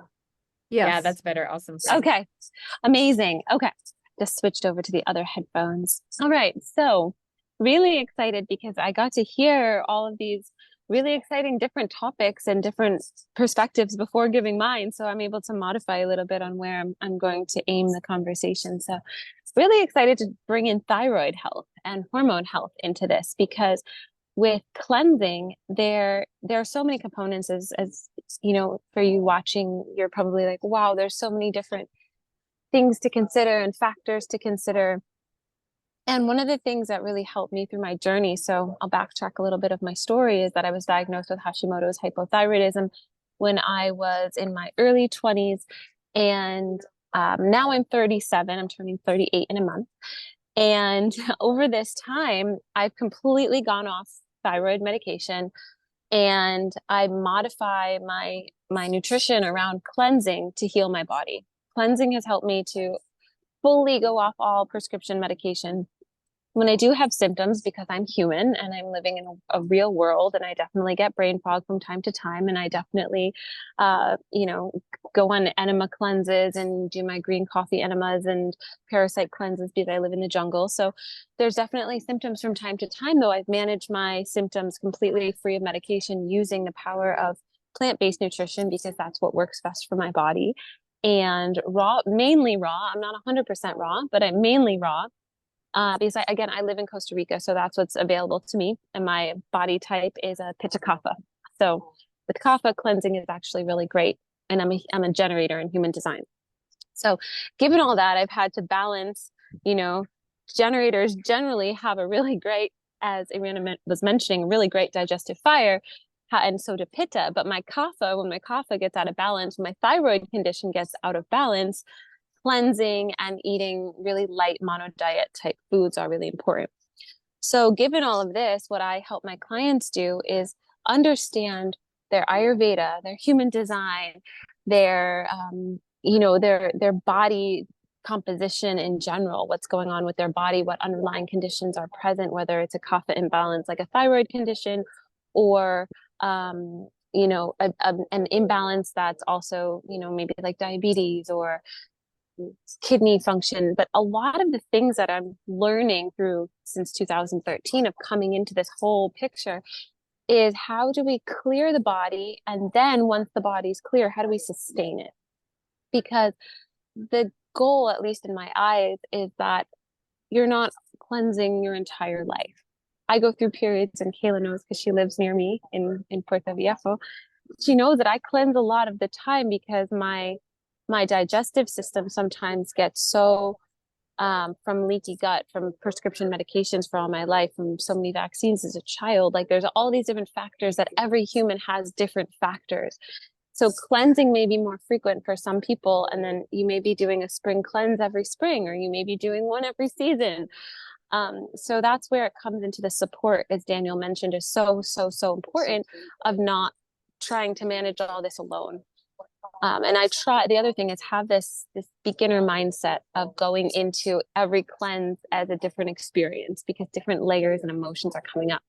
So going into thyroid yoga, what I created was a method back in 2013. I created this method with Ayurveda, with functional medicine, with medical medium protocol, which is my favorite protocol for cleansing the body from toxins and microbiome imbalance. I'll describe that in a moment. I'm trying to fit it all in the last 10 minutes here. So what I created was this method that taps into your bioindividuality, uses pranayama, uses specific yoga techniques, using Chinese medicine, using Taoism, using Kundalini practices and Kriya to find a state in the body where you feel light and vibrant. And again, it's not a one size fits all. So every client is different, but there's a standard protocol that we go through. And something that I've found with my own practice is that consistency is everything. Consistency and being structured with having a daily morning practice, with the Ayurvedic practices that Kayla talks about, with tongue scraping, with body brushing, with oil pulling, and then doing the eating clean and figuring out for your body what cleansing means for you. Because cleansing for me means mono diet, fruits, coconut water, watermelon juice, celery juice, green coffee enemas. But for somebody else, and for a client of mine, a cleanse might be blended soups and warming foods depending on where they live. So again, it's figuring out the bioindividuality. And what makes thyroid yoga so unique is that it's a package of creating what programs, what yoga sequences work for you. So that's in a nutshell what has been really helpful in my eyes. And something that I really want to point out here is that for a condition like a thyroid condition, or hormone imbalances, a lot of women are coming to me for hormone imbalances at different times of their lives. And the question is, what's going on emotionally in those moments where you're getting diagnosed and you're seeing the symptoms? And then the microbiome, where in the body was the weakness, like the tear in the aura, I like to say, or the place where your energetic body was not as strong or not as in alignment, and checking in with that to find, okay, what is the root cause of the thyroid condition or the hormone imbalance? Because it's not the thyroid's fault that it's out of balance and creating a slow, sluggish metabolism. It's looking at where in the microbiome was there a weak spot that the invader was able to get in? Because the thing is, if our microbiomes are really, really, really strong, then we can be around the infections and we can be around the parasites and bacteria, and it doesn't penetrate through us. I can give just an example that we were at a festival. My partner and I are pretty much raw fruitarian. He's more strict on it than I am, but I tend to dive into some cooked foods every now and then because I like them. And we're also different in human design as well. So that's a whole nother story. But we were at a festival and everyone was getting, about a huge percentage of the festival got hit with E. coli and got hit with stomach bugs and symptoms and everything. And we brought our own blender and made our own smoothies, and everyone was like, "Oh my gosh, that's the most brilliant idea!" Camping and having that. But that's what you have to do when you really want to stick with your clean. Sometimes it takes a little bit of effort to cleanse and have these practices and feel really good, but it's worth it, right? And everyone around us was having really intense stomach pains and throwing up and diarrhea, and the whole festival, we were healthy. We stayed healthy. And it's also a state of mind, I will say as well, that, doing the work to get your microbiome really healthy is a huge step in staying healthy. And also it's your state of mind. Are you staying optimistic, or are you living in a state of fear? Are you living in a place inside yourself that says, I am a strong, radiant being, worthy of feeling good? Or is it constantly, I have this diagnosis or I have this symptom? Because many of the women that come to me for hormone imbalances or Hashimoto's or thyroid cancer, feel like a victim of the condition. They say, I have this, or this is my condition. Then you take ownership of it, and then it becomes you. So one of the big components of the work that I do, especially around cleansing, is to remind people that they are healthy and they are innately healthy, and the body wants to heal. And that's a big component of the medical medium work, is that the body has an incredible healing potential. And at the source of your body wants to maintain that balance and maintain that lightness and that inspiration. And if you continually remember to be in that frequency, even in those moments where it's like brain fog and, feeling like this, like my body is improving. Instead of saying my body is weak or I have this, my body is consistently improving state. I am on my way to feeling better. So those are just a little bit of tidbits I put together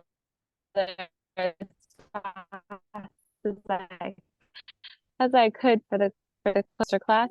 And also, if any of you are resonating with any of the story or the comments that I've shared, you can definitely reach out to me. My Instagram is Olivia. It's really easy. And my website is thyroid.yoga. And I'm doing a retreat in upstate New York this summer for medical medium cleansing. And you don't have to have a thyroid condition. It can be, you just want to maintain a healthier body and feel great and be supported. But I do a lot of work online as well, and really passionate about helping people to feel better in their bodies. And I am really excited about this master cleanse program that Kayla and Daniel are offering. I highly recommend if anyone's thinking about doing it. I've seen Kayla and Kashi and some of my friends embark on this work, and it really is fantastic to take this time to clear your body and get yourself feeling better with the support of people and with the support of herbs, and not doing it alone. You can, but it's much harder to do these things alone. So yeah, so that's my my praise of cleansing. I can't thank these magicians that brought this wisdom to us. I follow a lot of like the old school guys like Dr. Morse, Dr. Errett, mucus free living. If you're interested in diving into any of that stuff, definitely send me a message about that, because it's a passion of mine and I just keep going deeper into it. So thank you guys for having me on, and yay, happy cleansing. Thank you so much, Fern. Thank so you, much. Fern. We appreciate you. Thank you.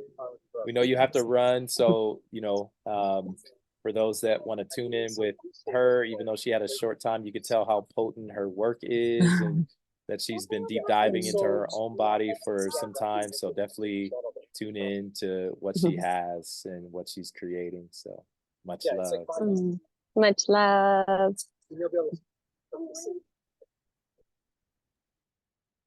Thank you, Fern. Thank you, Irina. And we'll be sharing everybody's contact information in the recap email. So for those of you guys that are tuning in live, if there's any pieces that you want to go back on, check it out. You'll get the replay. You can check your email for that, as well as some information. And then I'll be kind of summing up a little bit about what we all shared and just the ways that we're really suggesting for you to bring some different practices into your life and different approaches, right? I think one thing that we all kind of touched on is like the same thing doesn't work for everybody. And so it's really this science of discovering ourselves that sits at the bottom of everything. It's like diving in, learning about ourselves, understanding, okay, what is your dosha? What is your human design, right? What type of detoxification works and what's showing up for you there? Our own research is necessary, and it's not an easy task. It's not something that we should go at alone. And so Daniel and I have created this incredible program. Seriously, this program is jam-packed with so much goodness. And I was just kind of like rereading a little bit about what his detox kit includes, which is super epic. It's going to be like 3 microbiome teas that are really working to heal the digestive system, heal the intestinal lining. a broth and botanicals blend that works to regenerate your system. Bunch of other herbs in there. I think some probiotic blends are in there as well. So something that both of us are really passionate about because we work in the cleansing world and because it's so important to understand, okay, we got to get this stuff out, right? That was something that Daniel was touching on. It's like, we got to get this stuff out before we can really bring in something new. You want to go for the carnivore diet? Great. You want to go for the raw food diet? Great. But first, you've got to let go of the past. And that's something that Ayurveda is really big in as well. It's like, before we take on a new endeavor, you have to release the old. Energetically, physically, mentally, it's so important. And you have to regenerate your system afterwards, right? You can't just cleanse your system and then just go out into the world. It's like there's a little bit of rawness there. So really regenerating, really recuperating. That's something we're both super passionate about and that we're really bringing into this Ayurveda spring cleanse. So sign up is still open. We are starting next week, April 7th. It's a Sunday. And we're going to be joining on Zoom for 6 live calls together that are going to be super educational on Ayurveda, detoxification, microbiome, as well as just kind of fun ways to bounce off each other, really support each other, accountability. We're going to be sharing energetic practices as well, meditation, some lifestyle practices. So I would love to see you guys there. I would love to share this beautiful energy that's been cultivated and begun here again on our Cleanse Tribe. So come join us. You can find the link in both of our bios and Instagram. I'll share it in the chat now and also in the recap email. So I'll pass it to Daniel. Thank you guys so much for coming today. It was really beautiful to share this space. Okay. Wow. Thank you so much, Kayla. What a beautiful summarization of all that has been spoken about. This entire masterclass speaks to our individuality and where we each are on our journeys. And I trust that from what we've all shared, Irina, me, Kayla, Fern, that you will find like the best path forward for you right now in where you are. I think we're all here to support humanity, support individuals to live their best lives and be in their bodies in the healthiest possible ways. And I think what we've all shown is that there are different types of systems and different ways of looking at the body to arrive at that state of health based on where you are right now. So I just appreciate all of you for being here. Thank you to all the panelists. We do have a little bit of time for questions. If anybody has any, I know that there were a few questions in the chat, so we can review that.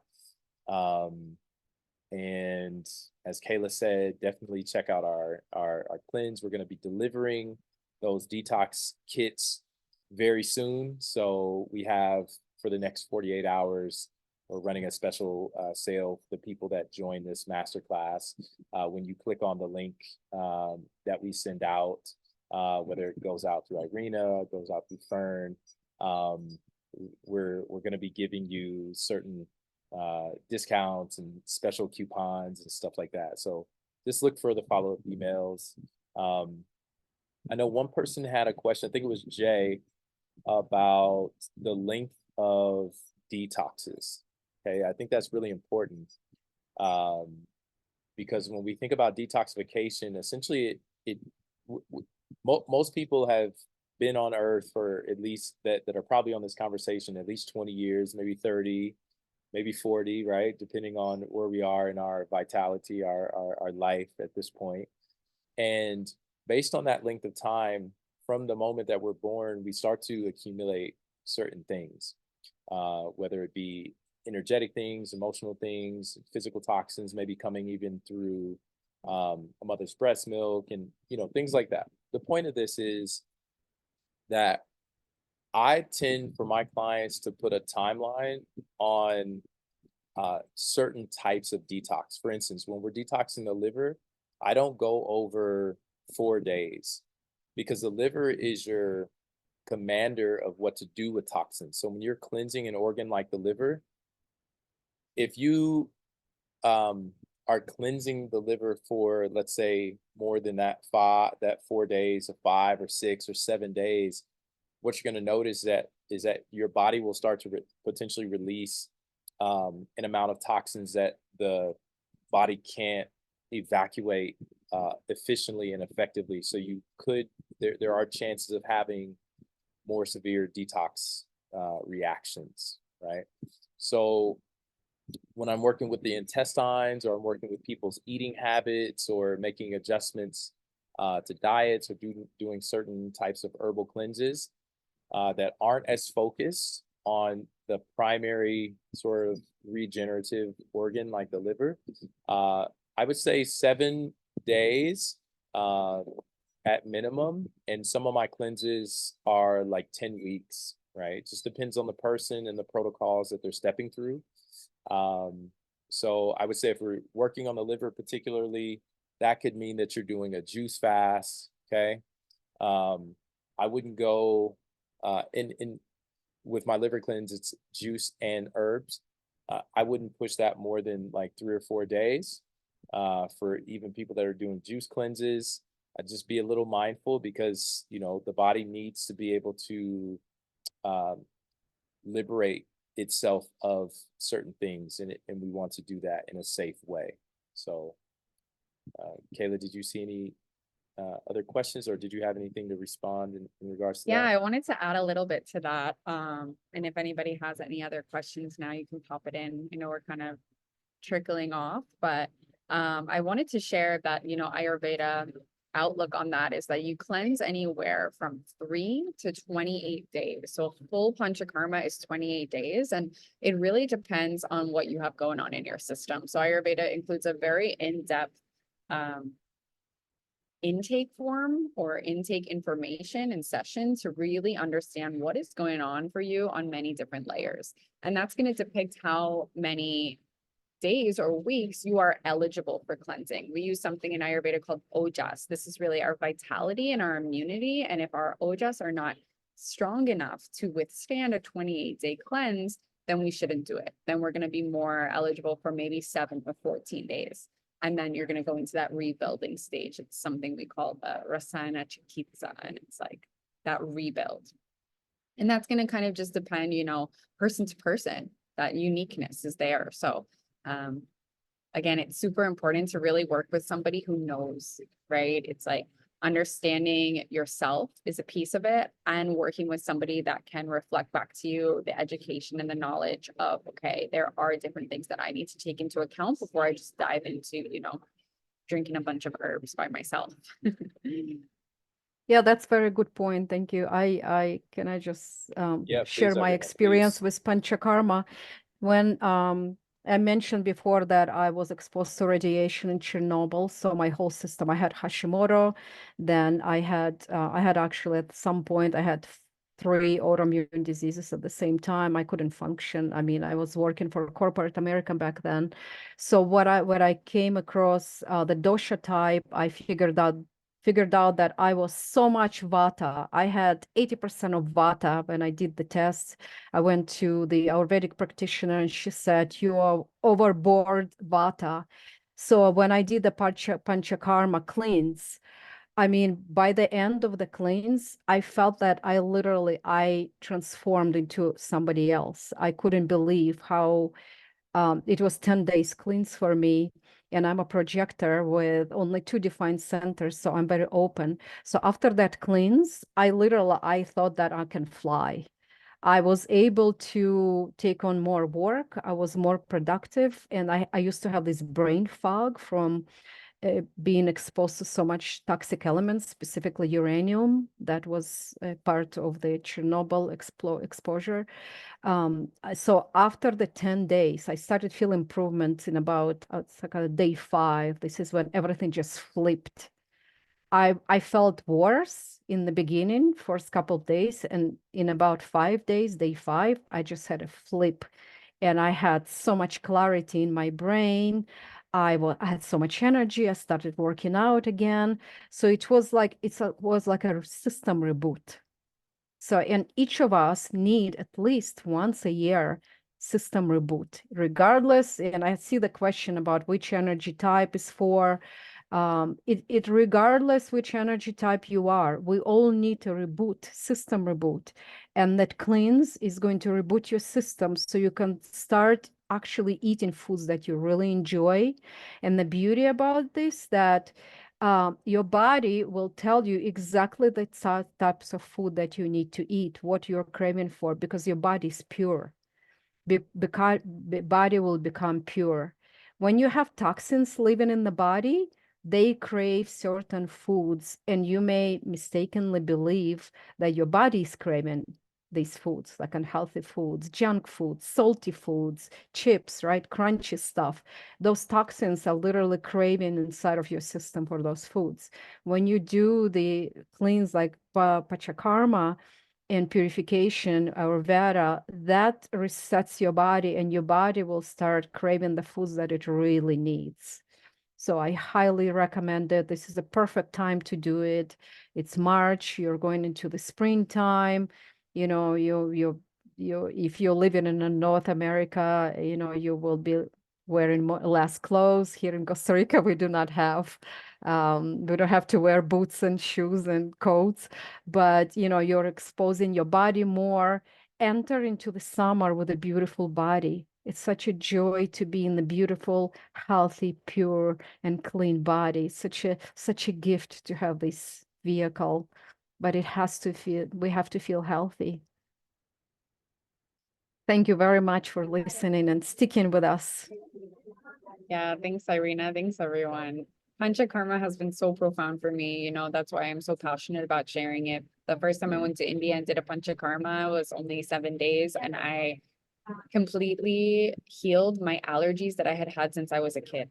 Allergies to cats, dogs, dust, pollen. Like I would just die in the springtime up in New York where I grew up. And now it's like absolute miracle. I'm like, yeah, I was working in New York as well during that time. I was actually doing my cleans, you know, working for corporate America, and people were asking me in the office, what are you doing? And I was just sharing with them. And they said, like, what happened to your skin? You look so much younger.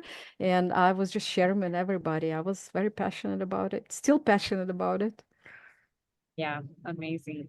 Jay just asked about enemas. I know enemas are very much a part of Ayurveda, and I think we all probably have experience with enemas. He's specifically asking, is that process mirrored in nature? Is that protocol mirrored in nature, as we have seen? Or would we use herbs to achieve the same results as an enema, which is more effective? So would you guys like to tap into that? Yeah. So again, it's going to really depend on like who you are. What are you coming to the table with, right? So enemas is generally used for cleansing vata in our Ayurveda realm, because vata lives in the colon and the lower intestines. So in Ayurveda, we actually mostly using oil enemas to really nourish this area of the body, because vata dries it out, it depletes. And we want to see more oil, which is really like this lubrication. It's really this nourishing. It's like a sesame oil based with herbs, enemas that you would be doing for 7, 14, 28 days. Really, you wouldn't do enemas for 28 days, but maximum you would do is 14. And then you would move on to another form of detoxification if you are eligible. If you were not dealing with so much vata in your system, then you would go for a different style of panchakarma, a different style of therapy. Maybe you're drinking herbs to move things out of your system. Maybe you're drinking castor oil. You know, it's like, what is present? Is there a lot of pitta there? Do we want to get into the stomach? And this is kind of how we depict, okay, are you eligible for enemas? So that's an Ayurveda standpoint on it. Yeah, I have a great experience with enemas. I am originally from Ukraine. In Ukraine, my mom, I remember my first enema was when I was like 2 years old. It's extremely effective solution for everything. And my mom used to tell me, my grandmother used to tell me, if you get sick, if something you don't feel right, you have a brain fog, just do an enema. And it just stuck with me.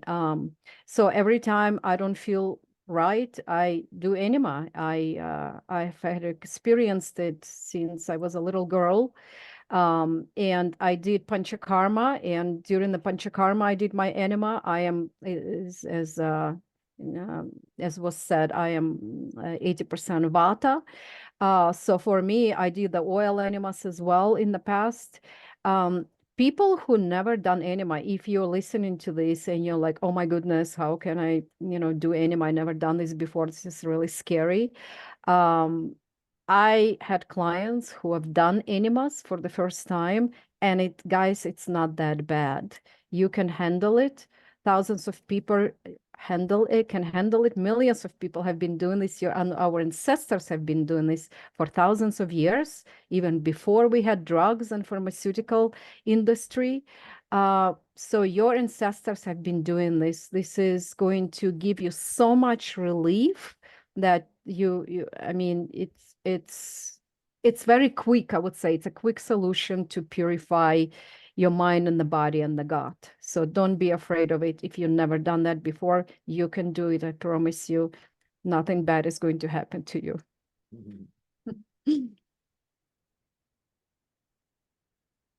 Any other Okay, questions? anything else?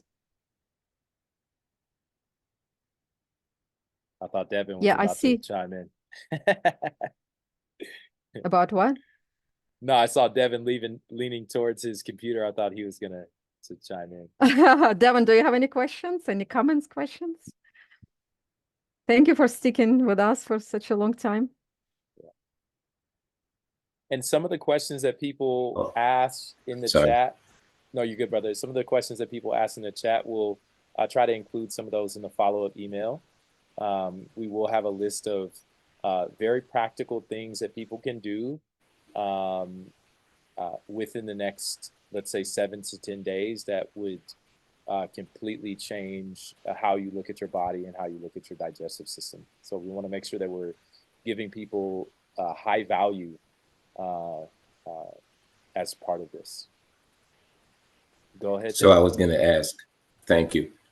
I was going to ask then, how effective are herbs then? I understand the enema situation, but how effective are herbs? And I'm not trying to put one over the other. I've done enemas before. I'm wondering how effective are herbs in terms of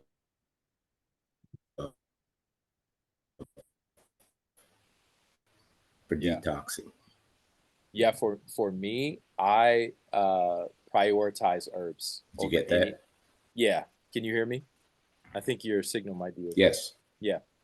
For me, I prioritize herbs. I put herbs first. Herbs, I feel, have been put here very specifically to heal the body when the body is out of balance. And if you actually look at this global medical industry, they also are doing the same, because they're basically taking herbal extracts and creating synthetic things that they can sell to people. Okay, so they're also prioritizing plant medicine, but just not the original form. So for me, herbs are maybe the first step, and there's also herbs that are more gentle and more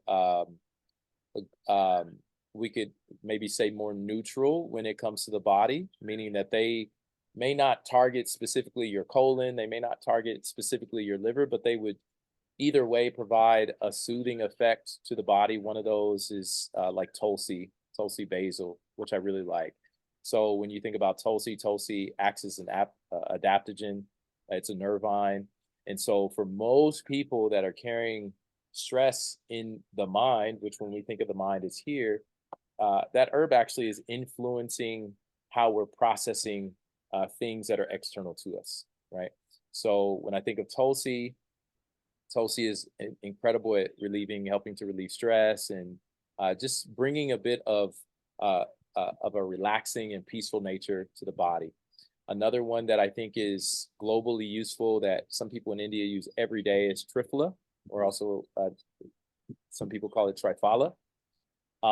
This is an incredible blend of what they call three fruits. Triphala means three fruits. And it's also considered to be tridoshic. So it would be balancing no matter if you're Pitta, Vata, Kapha, right? And so especially for those that want to receive a bit more of a soothing experience, maybe bowel movements aren't as prominent or as numerous during the day. Maybe there's active constipation. You can take Triphala in a few different ways, sometimes with honey, sometimes with citrus, sometimes with warm water, sometimes with hot water, sometimes at night, sometimes in the morning. But these all will help bring the body into balance. No matter, I don't want to say no matter what what's happening, but especially when it comes to digestion, when it comes to your intestinal tract, when it comes to your colon, right? So yeah, Devin, I would say herbs, depending on a person's condition, when used appropriately and used at the right time, can be very, very powerful, very, very effective at bringing relief to symptoms that people have been experiencing forever. Now, Kayla also mentioned that in Ayurveda, they use herbs inside of the enema. So imagine, like, there's the enema, and then there's herbs, and then there's the combination of those two. So, enema on steroids. Yeah. Yeah, and I'm actually gonna include in the recap email a PowerPoint that I didn't get a chance to get into, but that has a whole list of like Ayurvedic herbs, Ayurvedic spices, and what they're good for, and what dosha they're good for, and where you can kind of like, you know, really resonate and see what speaks to you. So when working with herbs and spices, I really recommend people to just genuinely feel into, is this resonating? You know, because you can read about tons of herbs and be like, I need all of those herbs, but that's not really the approach we want to take. It's like, pick one, pick two that you really want to work with over a longer period of time, like Triphala, for example. Super great for just regulating our bowel movements back to wherever they've gone, coming back to a neutral place. So if that's on the list, you can read about that. And just really feel, you know, it's like, okay, which one is resonating? Which one is speaking to me? What you can do with herbs, if you're not sure what to take, you can learn how to self-test. It's called kinesiology energy testing. Anyone can learn it. You know, it's a sway test. You can Google it and find YouTube videos about how to do that. It's extremely effective. I always use that for myself and for clients. You know, the stomach kinesiology spleen test, to see if your body needs it or if your body is able to digest it. So kinesiology is a science that teaches you how your body is responding to certain substances in your environment. So anybody can learn that. So you can, if you're not sure which herb is good for you, you know, you have 10 different herbs in front of you. You can energy test by just touching the name of the herb on the screen or on the picture, and your body is going to tell you if it wants it or not at this current moment of time. So anyone can learn that. Yeah, it's pretty amazing. Awesome. Super impressive presentation, guys. You all held me captive. Thank you, brother. Jay also asked about coffee enemas. Jay, I do use particularly green coffee inside of my or what you could even consider as like a therapeutic grade of coffee, which means that it's been prepared in a certain way as to lessen the amount of active caffeine that it produces inside once we place it inside the body. So sometimes this is like air roasted, sometimes it's fermented, sometimes it's both. That's why often it is that color green. And so when we think about green coffee in combination with enemas, we're also thinking that connecting that to the function of the liver.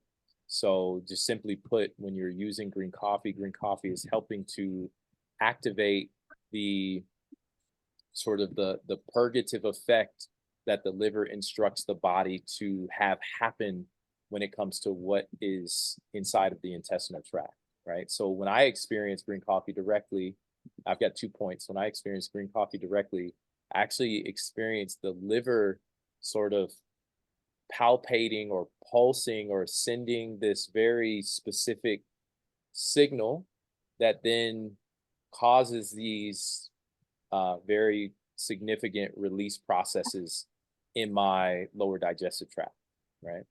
The second thing is when doing enemas, and I'm not specifically sure if it's, let's say, only enemas, like if you did water enemas, if it'd be the same, because I've mostly used green coffee enemas. Because I'm using that process, feel that I have a bit more sensitivity to what's actually happening inside of my digestive tract. It's like I can now sense areas in the digestive tract that may have blockages or may have may be compromised in certain ways. It actually shows up after I've taken in the liquid. It actually shows up in my neurological way of sensing or feeling what's happening inside. And that took time to develop. Before, it'd be like water in and then water out. But over time, just through the breath and through maintaining the liquid inside for at least that 10 or 15 minutes, it's almost like I had now more ability to sense and also more control over the muscles that I'm using to push things or to move things around, which is an autonomic process. Like that happens by itself. But I for sure was able to start to connect to some of these processes and help induce some intentional movement inside the intestinal tract. So, and I've mainly used green coffee enemas. So green coffee is incredible. Make sure to source it in from a reputable place. In Costa Rica, I get it specifically from growers that grow it organically. They ferment it. There's an incredible quality. And then online, I only use one particular brand right now that I would suggest because it is therapeutic grade. It's tested and yeah, really high quality. In addition to doing coffee enemas, which I absolutely love, I learned it years ago, like 30 years ago. I also drink green coffee and I love the taste. I boil it and I blend it and it becomes like a, cappuccino type. You can add butter if you like and if you eat butter. But it's just super delicious drink. Yeah.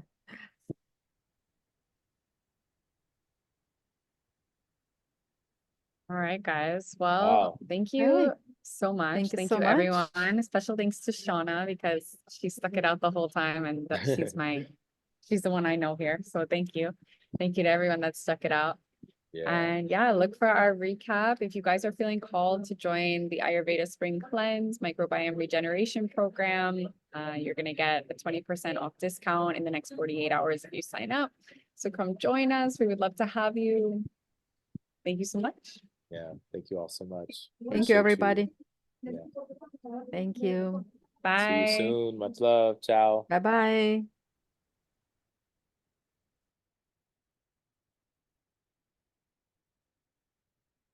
Oh, Nicola, I'll make sure she knows you're there.